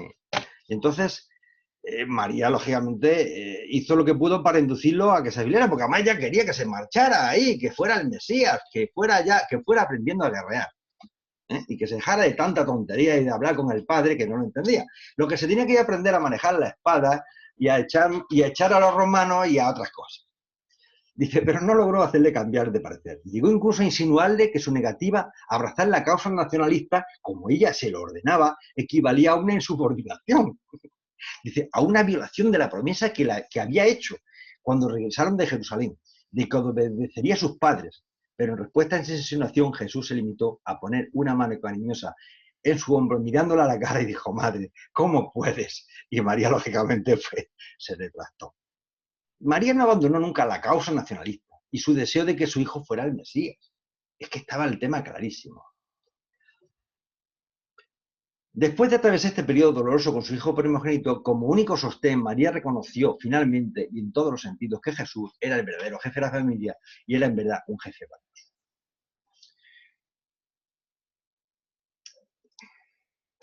Me voy a permitir, como está aquí que lo quiere lo lee, no voy a hacer comentarios sobre esto porque está clarísimo.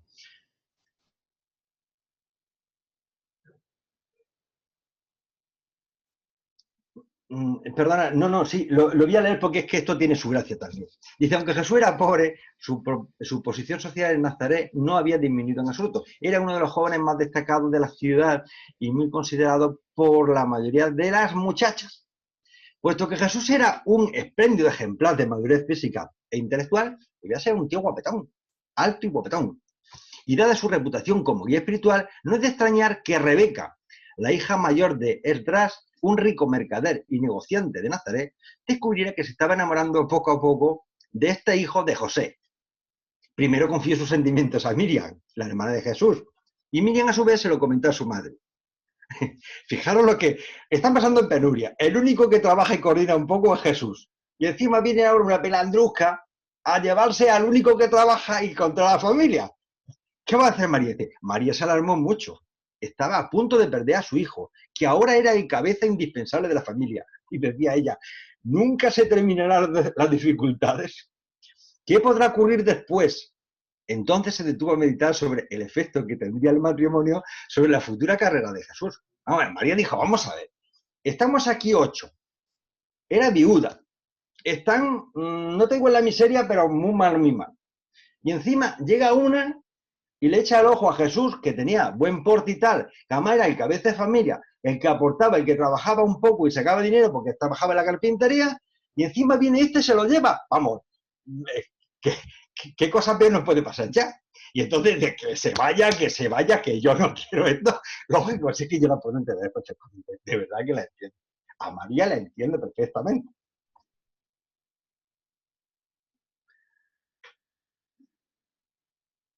Esto es lo que pasa, el tema del idealismo. Bien, Jesús charlaba con toda naturalidad y normalidad con cada uno de los miembros de su familia, pero cuando estaban todos reunidos tenían tan pocas cosas que decir que llegaron a comentar entre ellos. María en particular estaba desconcertada por este comportamiento excepcional y extraño de su hijo primogénito. Es que no lo entendía, y además que eso estaba clarísimo. Pasaron incluso por muchas depresiones. No voy a leer el tema este porque tampoco es algo excesivamente significativo. Con 2 horas más lo podríamos decir, pero es que, perdonadme, el tema de la boda de Canaán. No obstante, María hay una cosa que tiene una fe realmente incuestionable en Jesús, aunque parezca mentira. Dice, María, la madre de Jesús, se sintió abatida, estaba aturdida, mientras permanecía allí inmóvil delante de él, con el rostro lleno de lágrimas. El corazón humano de Jesús se rindió de compasión por la mujer que lo había llevado en su seno. Se inclinó hacia ella, puso tiernamente la mano sobre su cabeza y dijo, vamos, vamos, madre mía, madre María, no te aflijas por mis palabras, aparentemente duras.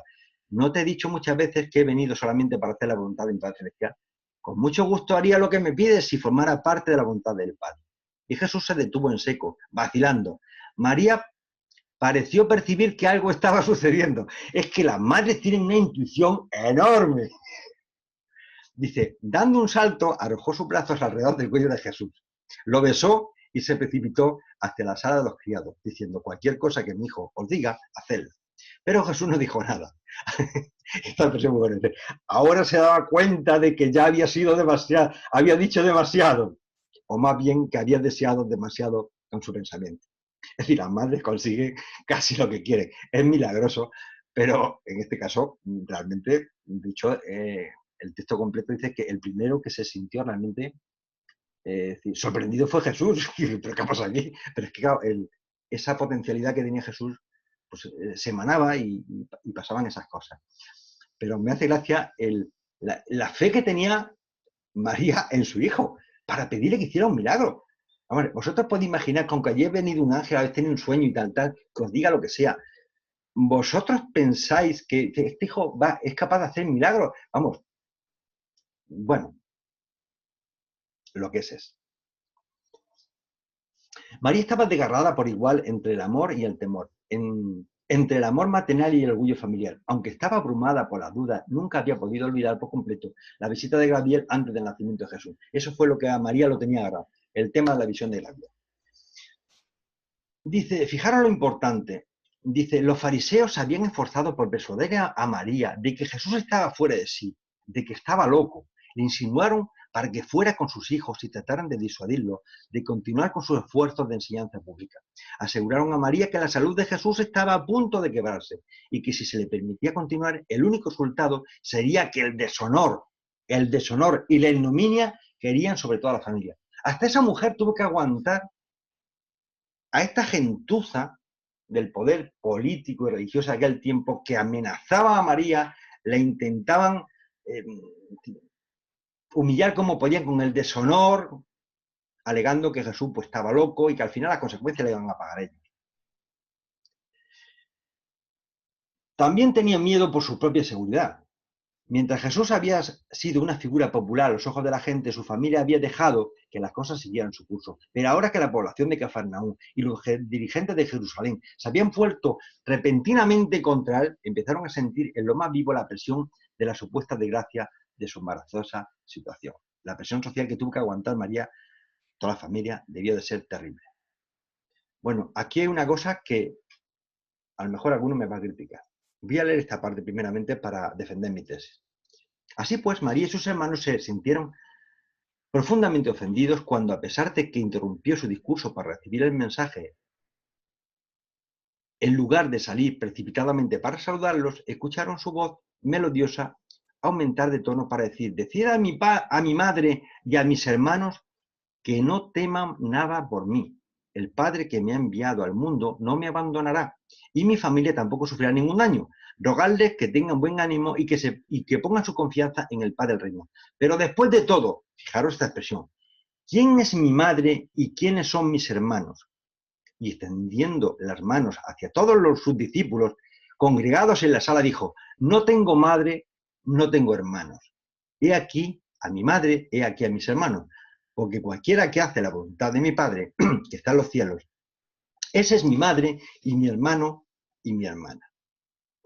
Y ahora viene una reflexión por mi parte, criticada seguramente, ¿de acuerdo?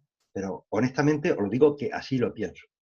Creo, y he puesto creo, que Dios Padre, al igual que nuestro hermano creador, Miguel de Nevadón, no tiene acepción de personas, ama igualmente a todas las personalidades creadas. Creo que Dios Padre ama igualmente a Miguel de Nevadón, y ahora lo digo, que a cualquier hijo creado dotado de personalidad, con personalidad proveniente del mismo Padre paradisíaco. A lo mejor estoy diciendo una herejía, pero creo que la fuente centro primera, ese Dios Padre paradisíaco, como amor, quiere igual a Miguel de Nevadón que a ti Antonio, o Juan, o Pepe. Todos somos hijos de Dios y somos sus criaturas. Y alguien me puede fusilar por esto, pero honestamente sí lo creo. Dios Padre no tiene acepción de personas, a todos sus hijos los quiere igual. Y también digo una cosa, creo que nuestro hermano creador no tiene acepción de personas hacia las personalidades, pero sí tiene diferentes grados de afecto y confianza en nosotros sus hijos en función de nuestra entrega. Creo que Jesús, Miguel de Nevadón, nos quiere a todos iguales, a todos sus criaturas nos quiere iguales, pero los hijos también se hacen querer y puede tener diferentes grados de afecto y confianza con respecto a algunas personas en función de la entrega que ha manifestado. Menos mal que estoy lejos y las piedras no me llegan, pero bueno, eso es una opinión, por lo menos es una reflexión que pongo encima de la mesa. Dice, cuando María escuchó estas palabras, se desmayó en los brazos de Judá. La llevaron al jardín para reanimarla mientras Jesús pronunciaba las últimas palabras de su mensaje de despedida. El sentimiento de ofensa que debió sentir María como ser humano, porque no entendía eso y no podía entender lo de la aceptación de que Dios quiere a todos iguales, pero en ese contexto, que te digan esto, vamos, imagínate qué te pasa a ti. El sentimiento de ofensa es terrorífico. Lo podemos entender desde el libro de Dante a posteriori, pero ponte en el pellejo de ella en ese momento. Dice, después de que Juan Zebedeo les hubiera contado todo lo que había sucedido desde el arresto de Jesús a medianoche, su madre María partió inmediatamente en compañía de Juan para ver a su hijo mayor. Cuando María y Juan llegaron a la ciudad, Jesús, acompañado por los soldados romanos que iban a crucificarlo, ya había llegado a el Gólgota. Imaginaos el miedo que debió de pasar esa mujer cuando se entera que a Jesús lo han cogido los romanos y lo van a matar de una forma ignominiosa. Pensar en vuestro hijo, aunque no llevéis bien con él, aunque no habléis con él, aunque no entendáis, aunque pase periodos que se va, que no quiere hablar contigo. Aunque tenga razón, aunque no, da igual. Y te enteras que mañana lo van a llevar allí, lo van a ejecutar públicamente y lo van a matar. ¿Qué pasa por el corazón de esa persona? Y esto lo he puesto como infinito dolor de ver morir a su hijo primogénito. Era el segundo ya, además. Es que ella también se las trae. Dice, el apóstol Juan con María, la madre de Jesús, Ruth y Judá, llegaron a la escena poco después de que Jesús hubiera sido izado a la posición, en la posición de cruz, y justo cuando el capitán estaba clavando el letrero por encima de la cabeza. Dice, las personas que permanecieron cerca de la cruz en un momento u otro de la crucifixión fueron María, Ruth, Judá, Juan Salomé, la madre de Juan, y un grupo de fervorosas creyentes que incluía a María, la mujer de Clopas y hermana de la madre de Jesús, María Magdalena y Rebeca, que entre otros tiempos había vivido en Séforis. Estos y otros amigos de Jesús guardaron silencio mientras presenciaban su gran paciencia y entereza y contemplaban sus intensos sufrimientos. Yo es que no me puedo poner ni en el pellejo, estoy hablando de María, no quiero hablar de demás, cada uno tendría eso, pero el pellejo de María, de ver a su hijo primogénito con sus diferencias, machacado, reventado, crucificado, ignominiado, escupido. Es decir, vamos, es que eso no hay madre que aguante eso. Y de hecho, aguantó muy poquito. Se murió al poco tiempo. Cuando Jesús vio a su madre, fíjate, importante, es que hay que leer entre líneas. Cuando Jesús vio a su madre junto a Juan, su hermano y su hermana, sonrió, pero no dijo nada. No pudo decir nada porque no podía hablar. El momento de a su madre allí, enfrente, a sus pies y tal, fue lo único que le reconfortó humanamente en ese momento, y el dolor que podía tener esa pobre mujer en su corazón. Jesús amaba a su madre y se sintió reconfortado con su presencia, es lo único que puedo poner aquí. Fijaros este tema, porque y ya vamos cerrando con los temas de María y entramos en unas pequeñas discusiones. Dice, Juan ocupó su lugar al lado de María, la madre de Jesús, sosteniéndola. Su hijo Judá se encontraba al otro lado. Cuando Jesús contempló esta escena, ya era mediodía, y dijo a su madre, mujer, he aquí a tu hijo, y hablándole a Juan, le dijo, hijo mío, he aquí a tu madre. Luego se dirigió a los dos diciendo, deseo que os vayáis de este lugar. Los echa, lógicamente. Y así Juan y Judá alejaron a María del Gólgota. Juan llevó a la madre de Jesús al lugar donde él se alojaba en Jerusalén, y luego se apresuraron en volver a la escena de la crucifixión. Después de la Pascua, María regresó a Betsaida, donde vivió en la casa de Juan durante el resto de su vida física. Fijaros lo que dice, María no llegó a vivir más de un año después de la muerte de Jesús. Vosotros os comprendéis, después de ese palo, una mujer que tenía 50 y tantos años, ahora os diré exactamente la edad que tenía, con sus dolencias, con sus años. Entonces, la medicina, la cirugía, a lo mejor cojeaba, iría con su lumbalgia, con su ciática, ya con sus años de vida, con todo lo que había sufrido, con su mala nutrición, con la muerte viuda, con el hijo pequeño que se muere, ahora que se le muere el otro, que iba a durar, deseaba morirse, si es que se tuvo que morir, y no duró ni un año. Se murió de pena. Es que se tenía que morir de pena. Es que yo me pongo su pellejo y me muero antes. No espero al año. Entonces, el concepto de soledad, fracaso y desesperación de María es terrorífico. Dice, cuando el Jesús resucitado emergió de la tumba, el cuerpo de carne en el que había vivido y trabajado en la tierra durante cerca de 36 años, yacía todavía allí en el nicho del sepulcro, intacto y envuelto en la sábana de lino, tal como había sido colocado para su descanso el viernes por la tarde por José y sus compañeros. Jesús nace el 21 de agosto del año 7 a.C. y Jesús muere en el año 30 de nuestra era, a los 36 años de edad. Jesús tuvo 36 años. María, la madre de Jesús, de Jesué ben José, muere en el año 31 de nuestra era. Jesús murió en el año 30 y María murió pues, aproximadamente un año después.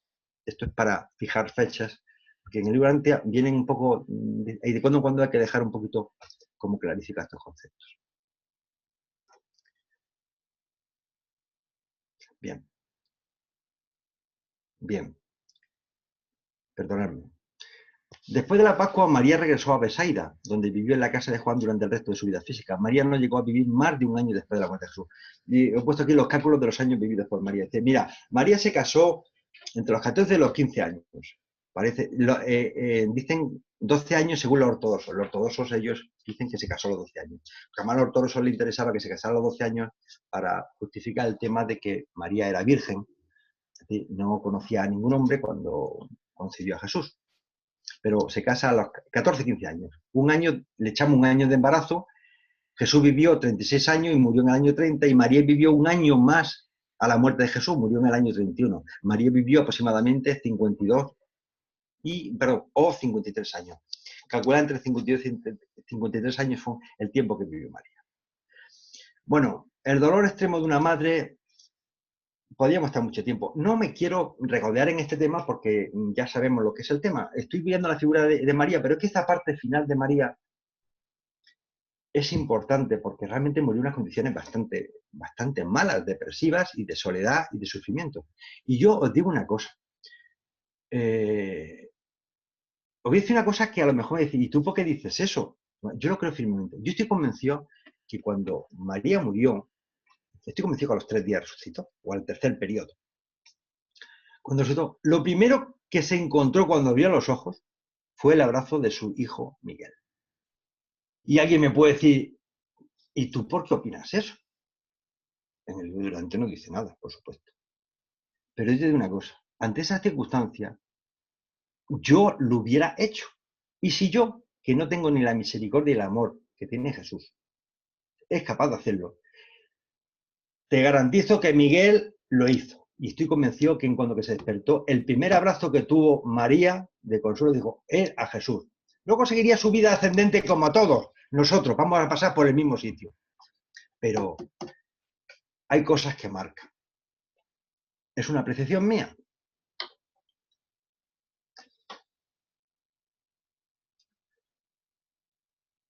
Bueno, aquí hay una singularidad que también me atrevo a plantearla, y es la siguiente. Cuando leemos el libro de Durantia hay un hecho no relatado referente a la descendencia, sobre una posible descendencia de los hermanos de Jesús. Los relatores no dicen absolutamente nada de que los hermanos o hermanas de Jesús hubieran tenido descendencia. En principio, María no tuvo nietos. Y fíjate que los relatores van contando muchas historias de los hijos tal, cuando se casa, cuando tal. No hay una sola referencia en la cual diga que alguna de los hermanos de Jesús hubiera tenido un niño o una niña. Aquí llama la atención. Todos los hermanos de Jesús se casaron. Todos se casaron, los niños y las niñas. Y yo pregunto, y abro una línea de, ¿acaso en el plan divino se cortó la línea sucesoria de la familia humana de Jesús? Y desde una perspectiva puramente cristiana, os hago la siguiente observación.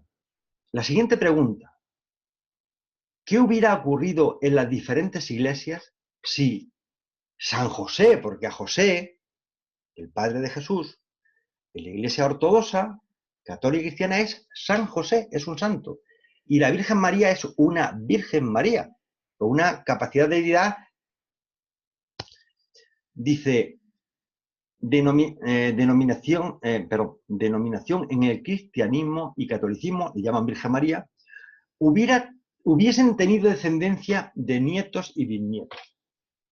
Es decir, ¿qué hubiera pasado si hubiera habido una línea continuista de nietos de María hasta los tiempos de ahora? Seguramente se hubiera planteado un problema, conforme somos los humanos, que adoramos un trozo de tela, un trozo de madera, o el brazo incorrupto, o el dedo incorrupto de no sé qué, o el pelo de Mahoma, o la uña de no sé quién.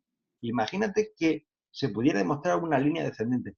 Yo honestamente creo que el linaje de la familia de María se cortó. Y es una opinión mía en base a profundizar sobre la escritura, es decir, a leer en lo que no está escrito, que no va contra lo que está escrito. ¿De acuerdo? Es una meditación que os dejo.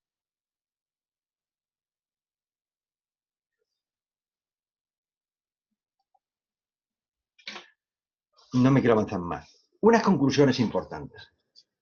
Al libro de María no llevó una vida fácil ni gloriosa en Urán. Os lo garantizo. Con la información que da en el libro de Durantia, María las pasó, pero muy mal. María fue una mujer trabajadora, responsable y buena madre de su tiempo. Padeció la pérdida de su marido, hijo pequeño y su primogénito. Vivió una vida sencilla, lindando la pobreza. Soportó penurias, enfermedades, contratiempos de todo tipo.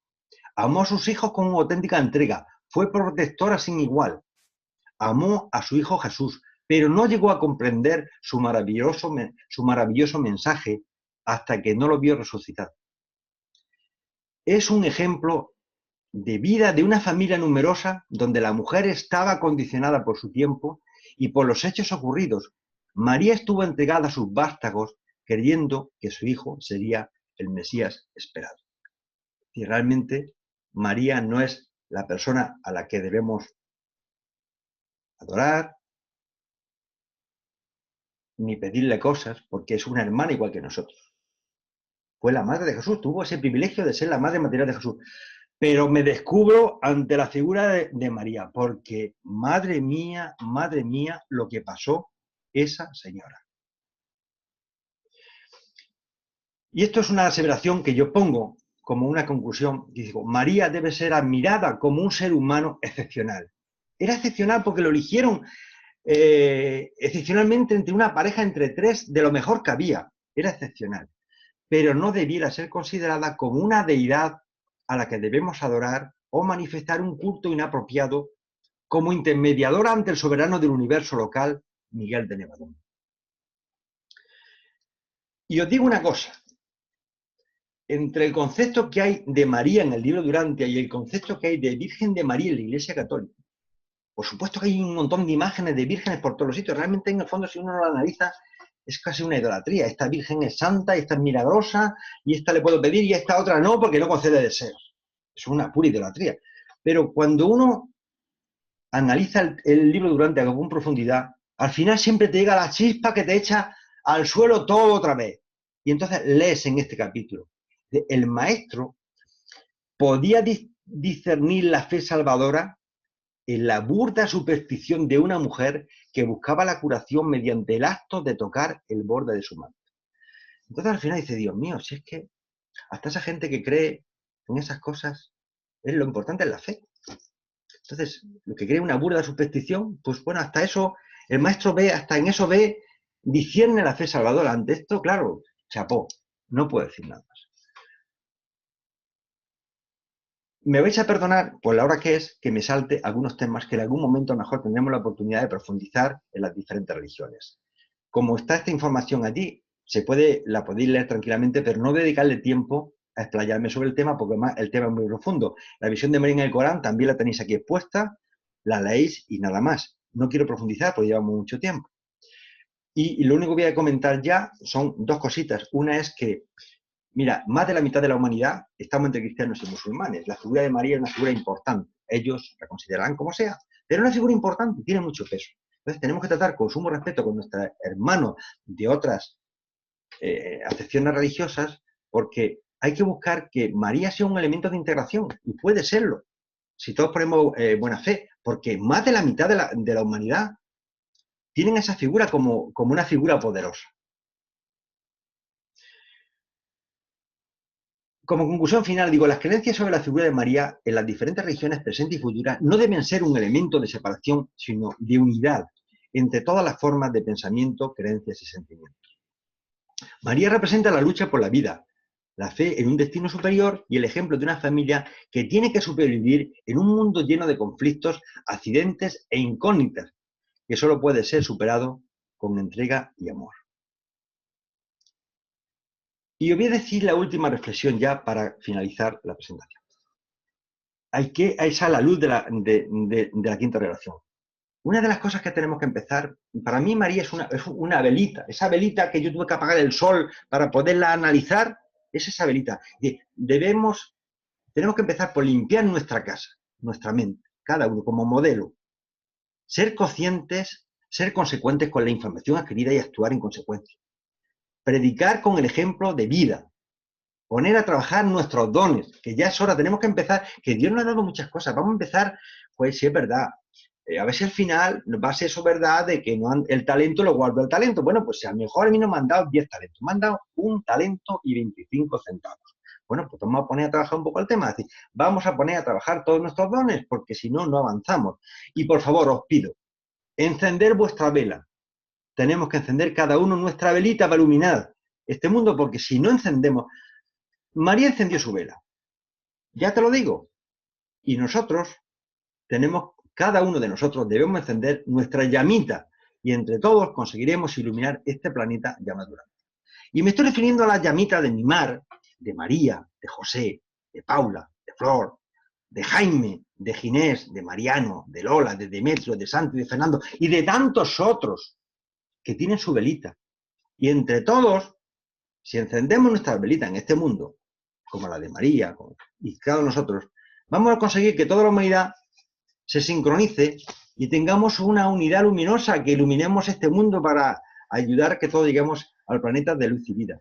María para mí creo que es de las primeras velitas que se encendieron, de tantas otras personalidades que luego surgieron, pero es un modelo de una vida que sinceramente yo me descubro ante la figura de María y te digo la verdad, hasta que no me he leído, releído y vuelto a leer y todo el tema, y hay muchas cosas que no he hecho mención, unas que le he pasado de largo y otras que no he puesto porque sería para hacer un documental, pero de varias horas. Y dicho el tema, solamente me toca despedirme, agradeceros vuestra presencia y desearos que paséis buena noche y que esto no haya servido a todos para algo. Muchas gracias. Te paso el control, Jaime. Como siempre, un trabajo espectacular.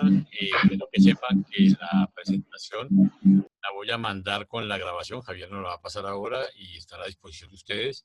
Y de las personas que vean este video, que quieran la presentación también en PowerPoint, estará disponible, me la solicitan por correo y con el mayor gusto se la mando. Quiero anunciarles algo, quisiera compartir algo con ustedes, a ver si me permiten. Y es que hemos terminado este trabajo. ¿Lo están viendo? Sí. Terminamos la traducción de la armonía entre los santos de los últimos días y la revelación de Urantia. Sabemos que esto va a ser un golpe fuerte, se va a lanzar ahora en la Feria de Guadalajara, ya lo terminamos de traducir, y es la relación que existe entre la revelación de Urantia y los mormones, ¿sí? Los santos de los últimos días, que es como se denominan los mormones. Entonces va a ser una sorpresa, es un libro precioso que escribió una señora que es miembro de la iglesia, de 86 años, y que conoció el libro durante hace 50 años, se lleva estudiándolo. Y la bomba es que la señora en su libro dice que la iglesia de Jesucristo de los Santos de los Últimos Días es una iglesia preparatoria a la revelación de Urantia. Miren ustedes lo que estamos hablando, ¿sí? Entonces eso va a ser impresionante porque primero se pone en un librito de poco más de 100 páginas, muy fácil de leer, muy agradable, se pone a disposición de todas las personas que quieran entender en cuanto a las doctrinas de la iglesia con Urantia, entonces van a poder disfrutarlo. Yo pienso que hoy le estoy mandando, bueno, mañana ya, hoy está tarde, mañana le voy a mandar la versión final revisada, va a estar disponible para descarga electrónica, nosotros lo vamos a dar sin costo y van a poderlo comprar lo que nos quedan en papel a un costo ridículo en Amazon, ¿sí? Y la idea es pues que lo circulemos y que sigamos, como dice Javier, miren ustedes, una persona de 86 años, también que ha hecho que su velita se convierta en una velota, ¿sí? Porque vamos a llegar, de hecho, a 15 millones de miembros de la iglesia con este libro. Seguramente que no va a ser recibido en las mejores, con los brazos abiertos por muchos miembros, pero muchos, ¿sí? Hispanoparlantes sí lo van a recibir y sé que los va a poner a pensar. Mis queridos amigos, mil gracias, Javier. De nuevo, mil gracias por tu esfuerzo, por este estupendo trabajo. Quedo pendiente de la presentación para mandarla con la grabación y que pasen una feliz noche. ¿Ok? Nos vemos pronto.